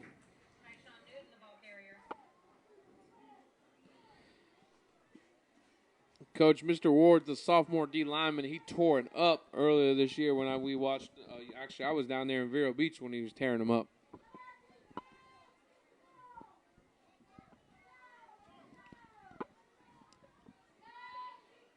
Two takes now. It's going to roll right. Going to throw back screen. Oh, Ward was there. Didn't get a hand on it. I'm sorry. Gain of about 6. We got another flag on the play.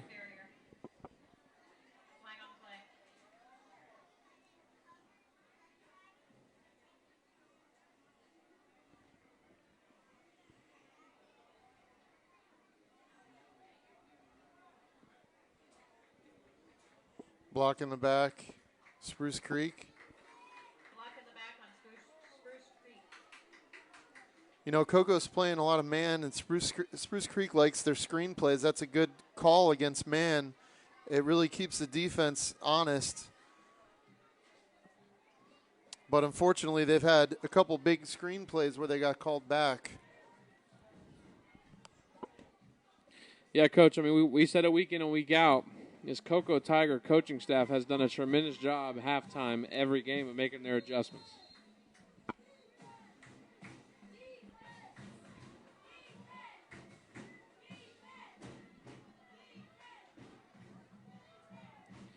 So 2nd down and 14 for the Hawks. Cocoa brings pressure. They're going to get a sack. Malik Lewis off the edge, and Victor Zador forced the sack.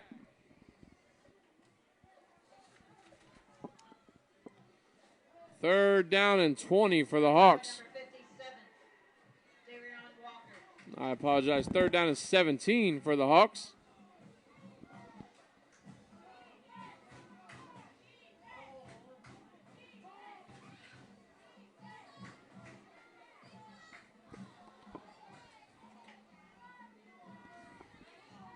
He goes in motion. They're going to throw it out to him. Over his head. Cedric Hawkins into coverage. Coach, I don't know if 28 wanted to catch that one. Cedric Hawkins was coming downhill quick. Yeah, that's a great stand by Coco's defense right there. You know, the only thing that's really hurt Coco's defense, you know, from Spruce Creek offensively has been quarterback scramble, but that's the hardest play in football to defend anyway. Coach, yeah, they haven't done anything fancy on offense that the Cocoa Tigers haven't been able to stop. Here we are, 4th and 17. I don't think we're going to see another fake punt.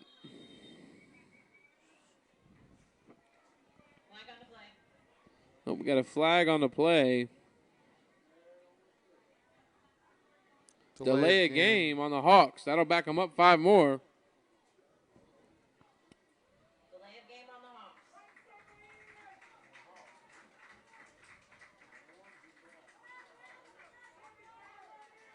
Yeah, speed option is, like you said, probably not an option right now. No, 4th and 20. I think 5's got to kick this one. Little rugby-style kick. It'll die right there at the 17-yard line where the 13-yard line where the Cocoa Tigers take over. This drive brought to you by Best Private Investigations. 3 minutes left in the third quarter. Coach, we saw a lot of fireworks in that first quarter. It's kind of been a little quiet since. Yeah. Cocoa had a great opening play that they scored on, and then the big kick return by Spruce Creek. 2 touchdowns in the first minute of the game, and then both teams settling in on defense. I'll tell you what, number 5 for Spruce Creek, he does everything. He's punting the ball, defense, linebacker, DB.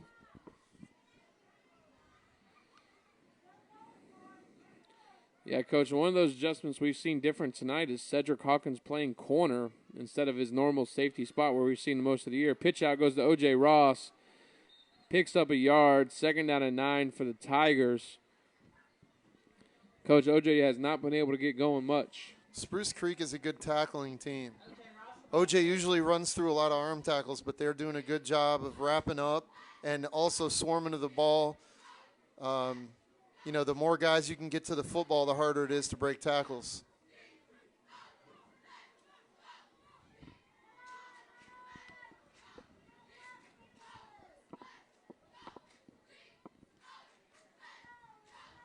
Widener takes the snap. Throws it to Mari Dixon in the middle of the field. That's an amazing catch. Hangs on for a Tiger first down all the way to the 35-yard line. Great job by Dixon. That was an amazing catch, Coach. That was thrown behind him a little bit, so he spun back, made the catch. The ball bobbled a little bit in his hands. He got hit by 2 guys and still made the catch. That was a great catch.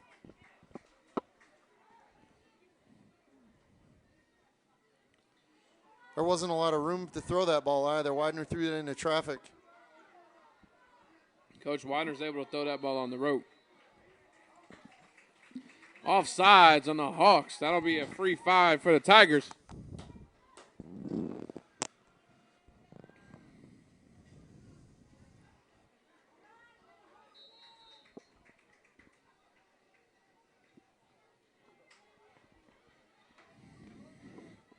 First and 5, Cocoa from the 42-yard line.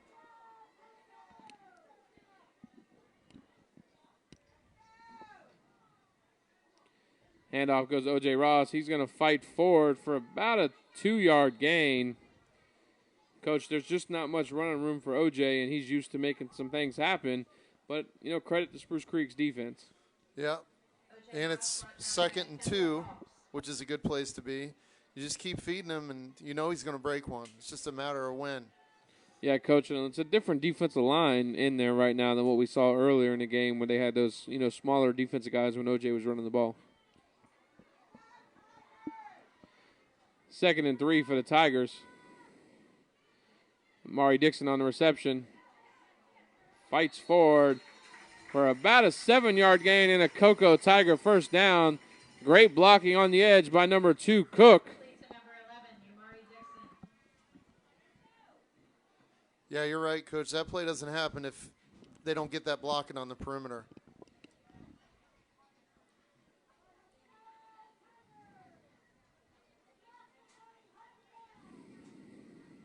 We might see the jet motion here by 2. That's the last time they lined up in this formation. They brought 2 across the formation. There he goes. Going to fake the jet, hands out to O.J. Ross. He breaks the tackle, breaks another one. He's going to gain about 10 yards. Coach Blue, you called it. Fake the jet mo, come back with the outside zone. Yeah, it takes one of the guys away from that side of the ball, and then right there you see what happens when you try to tackle Ross one-on-one. He's going to run through the one-on-one tackle. Spruce Creek needs to get more guys to the ball and swarm, or he's going to keep running through tackles. 1st and 10, Cocoa. We got 30 seconds left in the third quarter.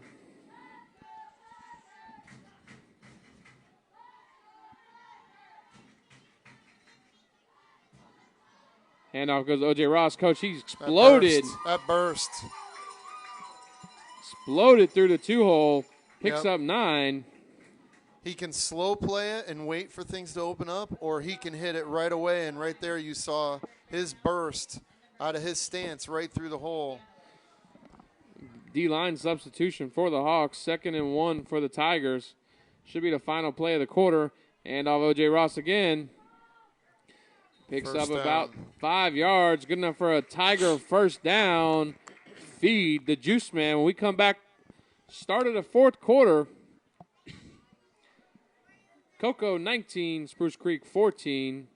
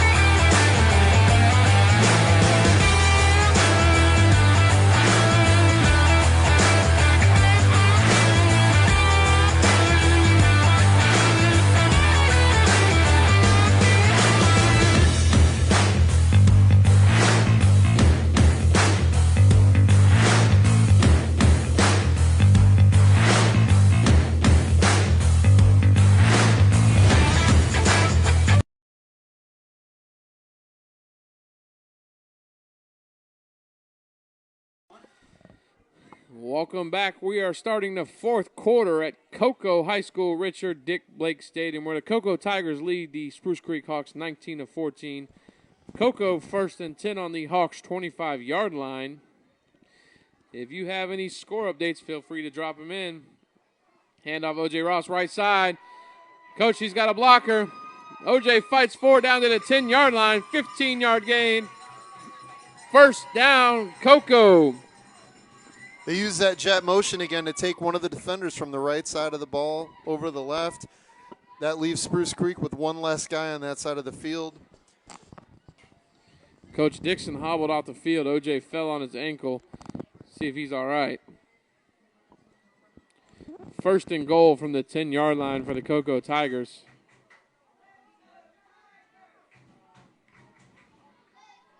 Handoff O.J. right side. He's got a big hole. O.J. Ross trying to carry the defenders in. He's going to go out of bounds around the 3-yard line. 2nd and goal. Coach, they say Satellite 24, Palm Bay 7, Merritt Island 20, Rockledge 6. Wow. Rockledge is missing their quarterback.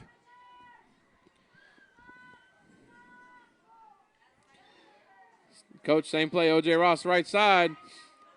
Great job by that Spruce Creek. They stopped O.J. at the 1-yard line. 3rd and goal from the 1. Here come the big boys. Here comes the heavy package.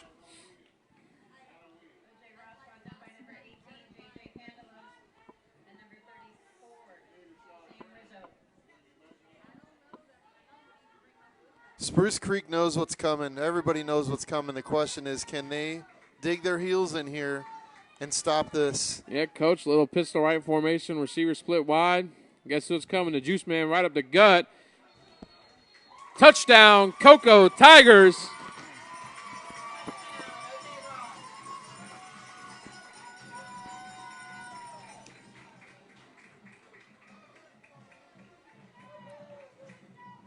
That's a nice thing to have. When you have that package you can bring in down there close to the goal line. Coach, Cocoa Tigers going to go for 2. O.J. Ross pointed to the sideline and said, let me get the ball. Or you think that's a thank you, Coach? I'm not surprised that they're going for 2. I think Coach Schneider's seen enough for one night.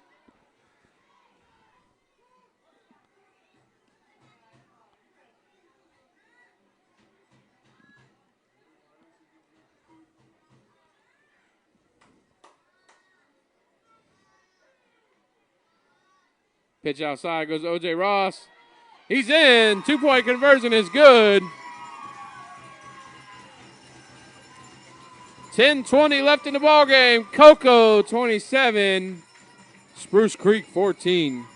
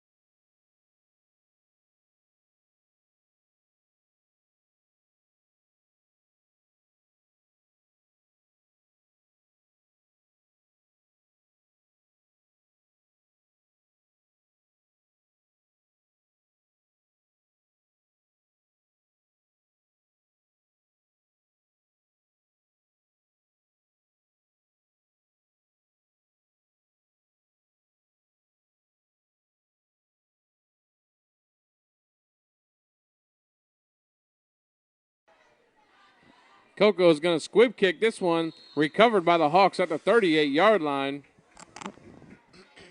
Good adjustment by Cocoa there. You see them starting to react to the way that the special teams have performed. Score update from the Rockledge Merritt Island game. Merritt Island is up 20-6. Well, Coach, Cocoa High School just gave the update to the Merritt Island Rockledge game, and well, I think the Cocoa stands was a little surprised at that one. A roar of approval from the Cocoa fans.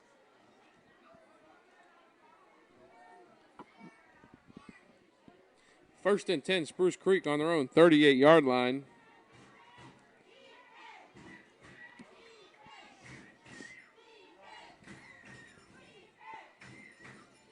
Two hands the ball up the middle, number 12. He's got nowhere to go. That Cocoa Tiger defense is eating up front, Coach Blue.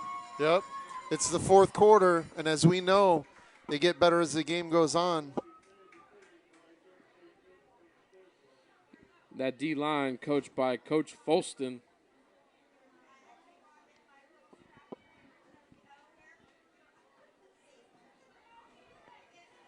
It seems they really feed off of momentum and success.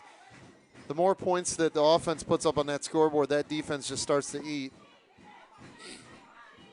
Second and 10 for the Hawks. Number 2 looking for some, going to throw the ball to the right side. He's met by number 3. That's Caleb Dobbs, the junior defensive back, on the tackle after a 1-yard gain, coming up from his safety spot. Great open field tackle.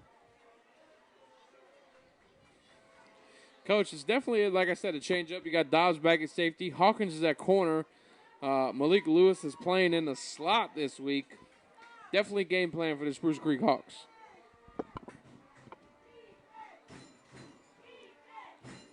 Yeah, and you see Hawkins lining up in the slot also, and they're bringing him off the edge in blitz packages.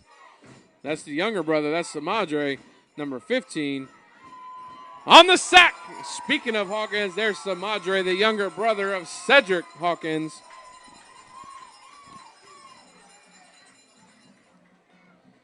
Looks like he came off the top rope for that sack. Coach, he said, hang on, big brother, I got this one. No need for the covered sack. I'll do it myself.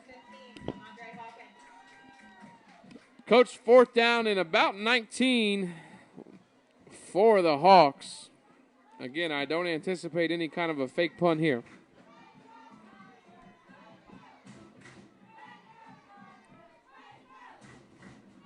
Number 5 with a great punt. Fielded at the 29-yard line by the Hawks. It'll be 1st and 10, Cocoa on their own 29-yard line. 8 minutes left in the ballgame.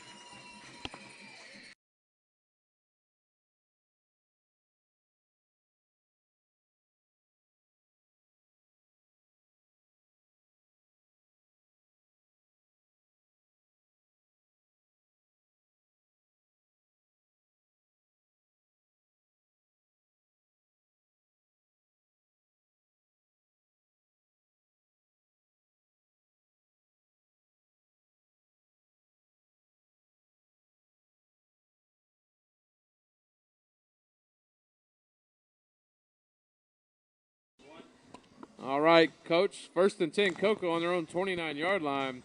I know Coach Schneider and company would like to take some time off this clock and punch one more in.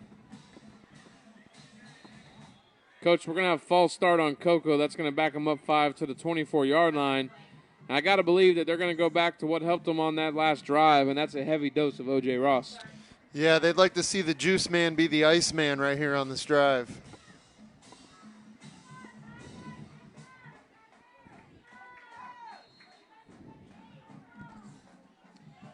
Coach, one of our viewers wants to know who is or was the best running back for Cocoa since they have been doing what they are doing.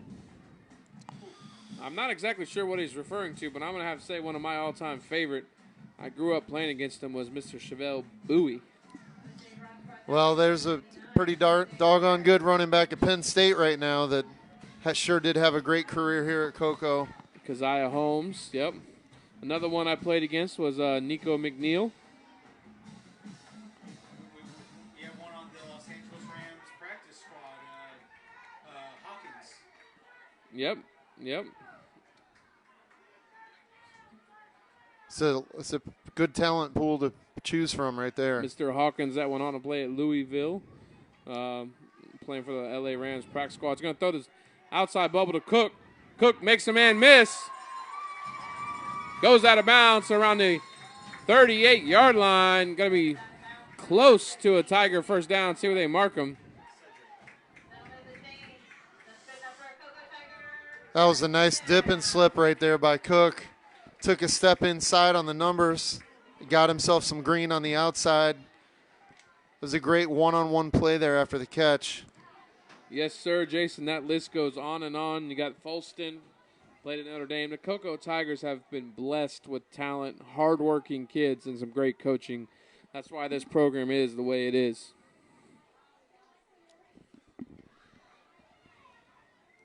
First and 10, Cocoa on their own 40-yard line. 7:10 left in the game.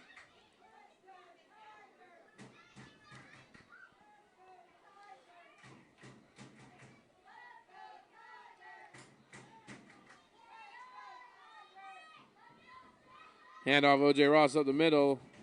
Nowhere to go on that one. Loss of 1, 2nd down and 11. Coach, I think the Tigers have had success running the ball at O.J. when they got motion or, get him out to the edge. That's when the Cocoa Tigers had success running the ball.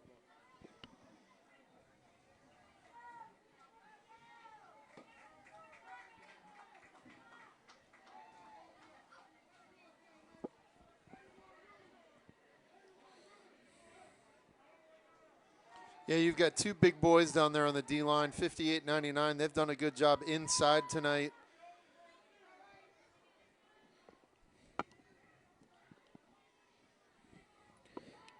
Second and 10 for the Tigers. Widener's going to take snaps, going to run a quarterback keeper up the middle. He'll gain about 4 yards and bring up 3rd down and 6. You saw an empty box there, Coach, where they had just the 4D linemen and the linebackers vacated the box because they were empty, and so they called the draw for Widener. Coach, and I got to believe that is just Coach Schneider making a call to keep this clock rolling. Yeah, that, and you have 5-on-4 with your guys up front.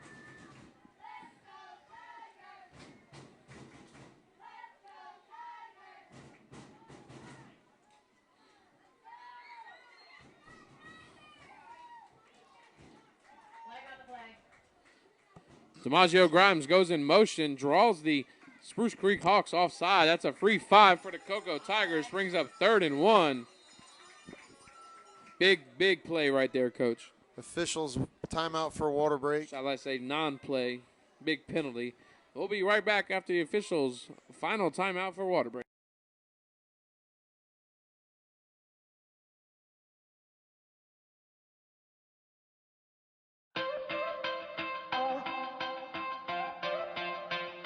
Hey everybody, it's me, Urban.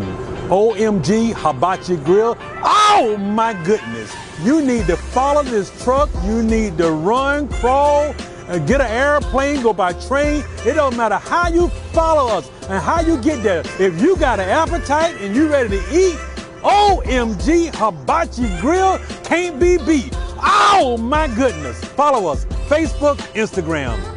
See you there.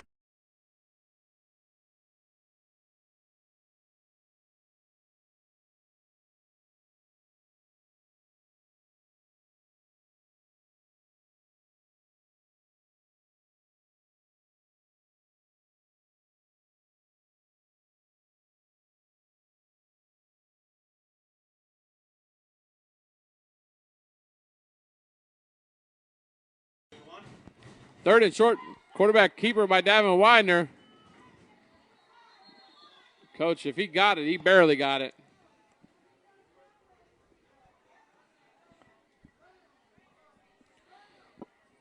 See where they spot him. First down, Tigers.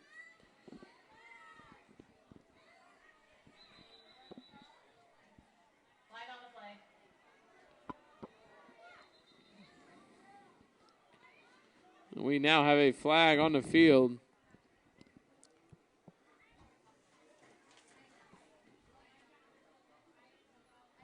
Sideline. Yep, sideline warning on the Hawks. I want to say that that's not the first one. Well, Coach, that's their second one, but they only marked off 5 yards. Is that something new? I thought a sideline warning became an unsportsmanlike 15-yard penalty, not a 5-yard penalty. Nonetheless, it's first down, Cocoa Tigers. It's been a while since I've actually seen one, so from what I remember, it was 15, but they may have changed it. 5-10 and rolling here in the fourth quarter.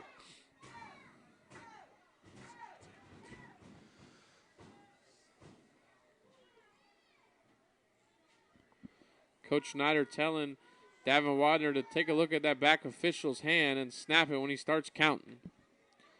Pitch outside to O.J. Ross. He's going to cut back up the middle. He's going to pick up about 3 yards. Second down and 7 for the Cocoa Tigers. I don't have a number on 58 for Spruce Creek, but number 99 for Spruce Creek. Isaiah, Derek, both of those guys have been playing tough inside all night. 2 good defensive tackles.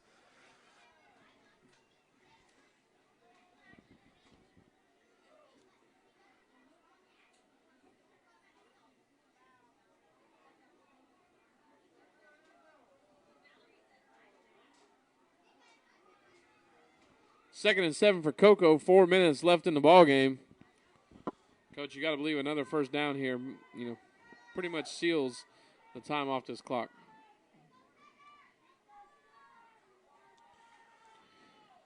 DiMaggio Grimes goes in motion. O.J. Ross cuts it up the middle. Fighting forward for about a 5-yard gain. Spruce Creek saying they got the ball, but the referees official, marking them down. Coach, that's going to bring up third down and about 3 for the Cocoa Tigers. Yeah, Spruce Creek, a very good tackling team and a very good swarming team. Unfortunately for them, though, they weren't able to get much going on offense.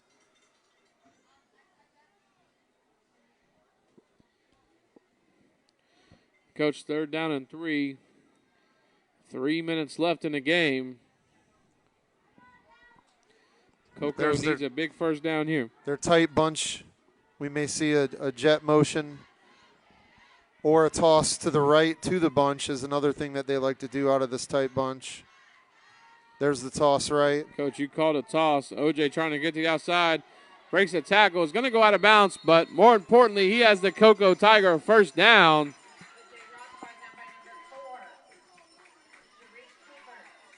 Mr. Cooper from the Hawks on a tackle, number 4.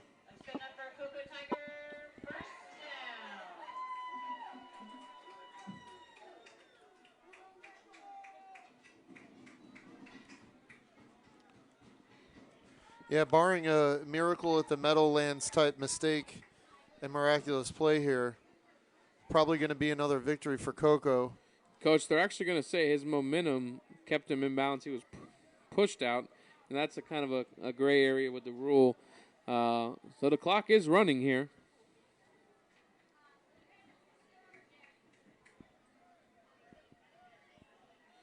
Coach, I just got a final. Melbourne 42, Astronaut 14.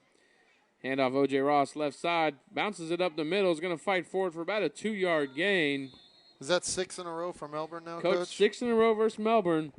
Next week sets up the district championship showdown at Viera, with the Hawks winning big over St. Cloud tonight. So I do know for sure that you and I will be covering the Melbourne-Viera game next week, while Allen will be covering the Cocoa Lake Mineola game. That's going to be a good game. Melbourne's got a lot of momentum, a lot of confidence. They've been scoring a lot of points. Their defense has been playing well. So that'll be a great district championship showdown. We knew Melbourne had talent early in the year, and they started off 0-2, but we knew it was just a matter of them finding their identity and getting some confidence and some chemistry going, and they've got it. Coach Cocoa draining the clock, hands off O.J. Ross. He's going to go out of bounds at the 30-yard line. Coach Snyder's letting him know, hey, man, you got to stay in bounds on that one. Merritt Island has sacked Rockledge's quarterback 6 times. They are up 23-6. Wow. Rockledge's offense having a hard time without their starting quarterback. Yeah, Coach. Unfortunately, Trevin Green had a shoulder injury. But like we talked about at halftime, Merritt Island is always a fundamentally sound football team that tackles well, solid in the special teams game, and then, you know, Denenberg is a really good quarterback, and anytime they get the ball anywhere near the 38-yard line, they can kick a 50-yard field goal.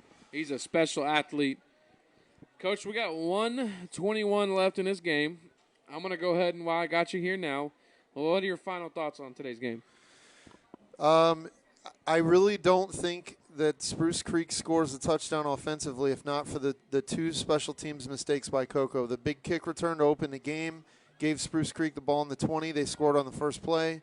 And then the block punt by Spruce Creek scored a touchdown on Cocoa. And outside of that, Cocoa's defense has played lights out all night. O.J. Ross had another big game. I thought Spruce Creek did a great job tackling and swarming to the football. Kept them in this game for a long time, but in the end, they were not able to get anything going offensively. So I'm sure that Coach Snyder is going to have his finger on the special teams this week to try to get that fixed.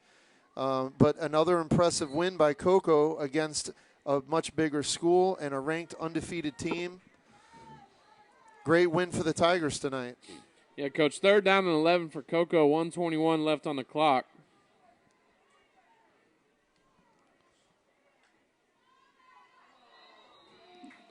False start on the Tigers. Satellite up 31-15 over Palm Bay. Folks, don't forget to tune in to the Brevard Sports Network Walk-On Sports Bistro post-game show. Alan Slaughterzinski live from Walk-On Sports in Viera, roughly about 45 minutes after our game. This big third down play brought to you by Kendall Signs. Coach, the down marker never moved with them. Widener drops back to pass. He's going to take a shot to Jamarie. Broken up by number 4, incomplete. Pass intended for number 6, Jamarie Robinson. 1:15 left, 4th down for Coco. Allen says Viera 49, St. Cloud 6. Sims is a very good high school quarterback for Viera. Allen, I know Blue and I can't wait to catch that game next week between Melbourne and Viera. Should be a good one up in Viera. Always a different feel in the air when there's a championship on the line. Yeah, Coach, Melbourne won the first 7 against Viera, but Viera's won the last 7 against Melbourne. Widener catches a low snap again. He's going to take throws it deep to Jamarie Robinson, incomplete. Turnover on downs. 1st and 10, Spruce Creek. 1:09 left in the ball game. Coach, I was actually a sophomore when Viera High School played their first football game. It was a JV game. They came down to Melbourne. We had no clue what they ran, no clue what their school colors were. We played them in a game. We won 22-21 on a 95-yard screenplay. Wow. In the Viera's very first game as a football program. Again, that was their first JV game. I couldn't tell you about their first varsity game, but I was a sophomore in Melbourne when we played Viera. Yeah, Viera turned the corner when Kevin Mays took the job. He was the offensive coordinator for Bayside. After the 2010 season, Kevin Mays took over the job at Viera, and just, I mean, ever since then, they've never looked back. They've had a winning program. They've made the playoffs every year. Obviously went to a state championship game and played an amazing St. Thomas Aquinas team. And then Derek Smith obviously took over, and they've made the playoffs every year and been a great team every year.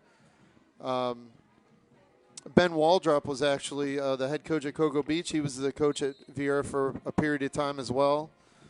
And, you know, Viera is are they officially a city, or are they still – is that still in the works? It's still Melbourne. Okay, but, I mean, that area has just exploded.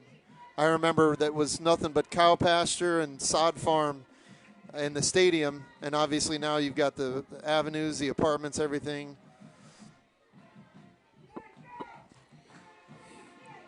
Number 2 taking a snap. Throws a screen to number 12. Knocked out of bounds after about an 8-yard gain. We got a flag on the play. Coach, I just heard the band for the first time tonight. Senior night and homecoming. They must have been enjoying themselves. Matthew, I am unsure of the Coco's King and Queen. It was displayed at halftime. As soon as our broadcast is over, you could fast forward to halftime, and they would certainly have that announcement.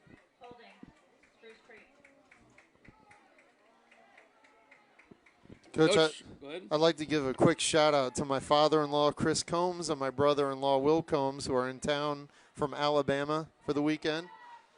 Nice having you guys in town. Great to see you. Love you. Coach, they watching at home? Yes, sir. Well, at your home? Yes, they are. 1st and 15 for Spruce Creek after the holding penalty. Number 2 thought he was going to launch it downfield, but instead he'll be wrapped up after a 2-yard gain for the Cocoa Tigers. Timeout, Spruce Creek. 49 seconds left.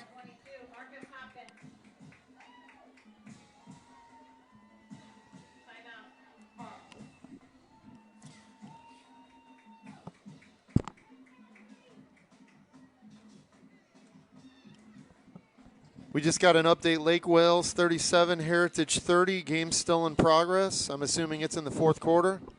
Coach, I am very impressed. Not that I ever knocked the kid, but I am very impressed how Trey Omer has stepped in for the injured Joseph Tena for the last 3 or 4 games. And that offense really hasn't missed a beat. Absolutely. Great job by Coach Omer and Trey. By Coach Ainsley and Trey Omer. Yeah, absolutely. Trey plays baseball for me, and actually so does Joe. And he's a great athlete, and I'm real happy for him. He's a great kid. Number 2 takes a snap. Throws to the quick out route to number 14. He's going to go out of bounds at the 40-yard line. That'll bring up 3rd down and 5 for the Hawks. 43 seconds left. You know, another thing about Trey, too, is he's very smart, way smarter than I am, and he's a great leader. Him and Joe Tenta, both great leaders. Yeah, Coach. I mean, I obviously coached both of them at West Melbourne. Trey was my quarterback in 2016. Tena was my quarterback in 18 and 19. So both are capable of, playing quarterback at the high school level. Handoff up the gut, number 12. Bounces to the right side. Is going to get out of bounds. Picks up a Spruce Creek first down. Runs out of bounds about the 45-yard line. 36 seconds left. Not impossible here that this game isn't over. If they can score a touchdown quick, get an onside kick, score again. Coach, we've seen stranger things. Yes, we have. You always see on ESPN on Monday morning some crazy high school game that under 2 minutes left and they score 2 or 3 touchdowns. Coach, I'll give an example of a youth football 14U, West Melbourne versus Palm Bay 2 weeks ago. Palm Bay scores with 20 seconds left to take the lead. For whatever reason, they decide to onside kick it. It goes backwards. They recover it. So West Melbourne gets the ball right there after the penalty. West Melbourne throws it up, scores with 1 second left to win the game. Yeah, that's crazy. 2 rolls out left. Though the out route is broken up. That's Malik Lewis on the deflection. 3rd down and 2 for the Hawks. 23 seconds left.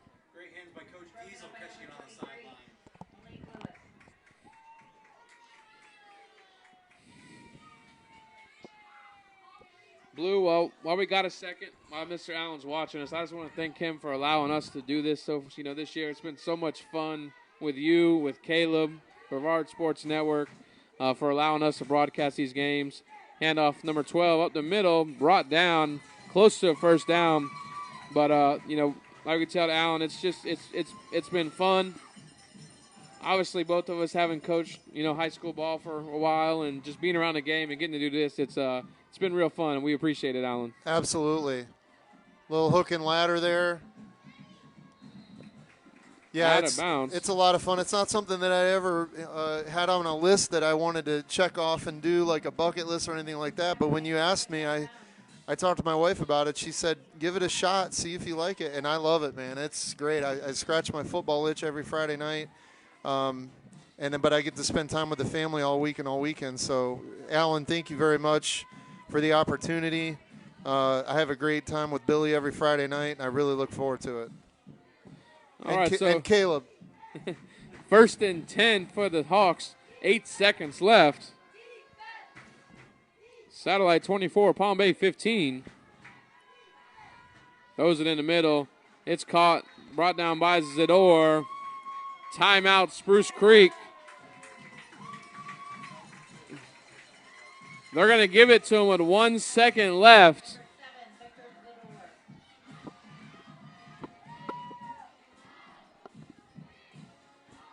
We'll have one more play in this game, Coach. Well, hopefully nobody gets hurt because obviously they can't score 13 points on one play. So hopefully nobody gets hurt for either team.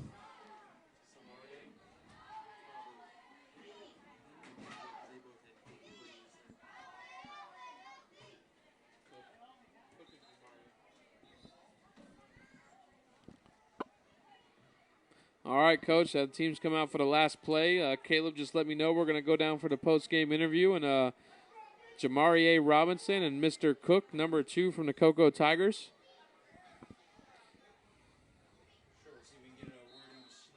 And I'm sure we'll see if we can talk to Coach Snyder. He always loves speaking to the press. Quarterback is hit while throwing, incomplete. And that's the ball game. That'll be the ball game. Cocoa Tigers 27, Spruce Creek Hawks 14. And again, we appreciate you tuning into the Brevard Sports Network. Tune into the Walk-Ons post-game show. We're going to go down for a quick interview.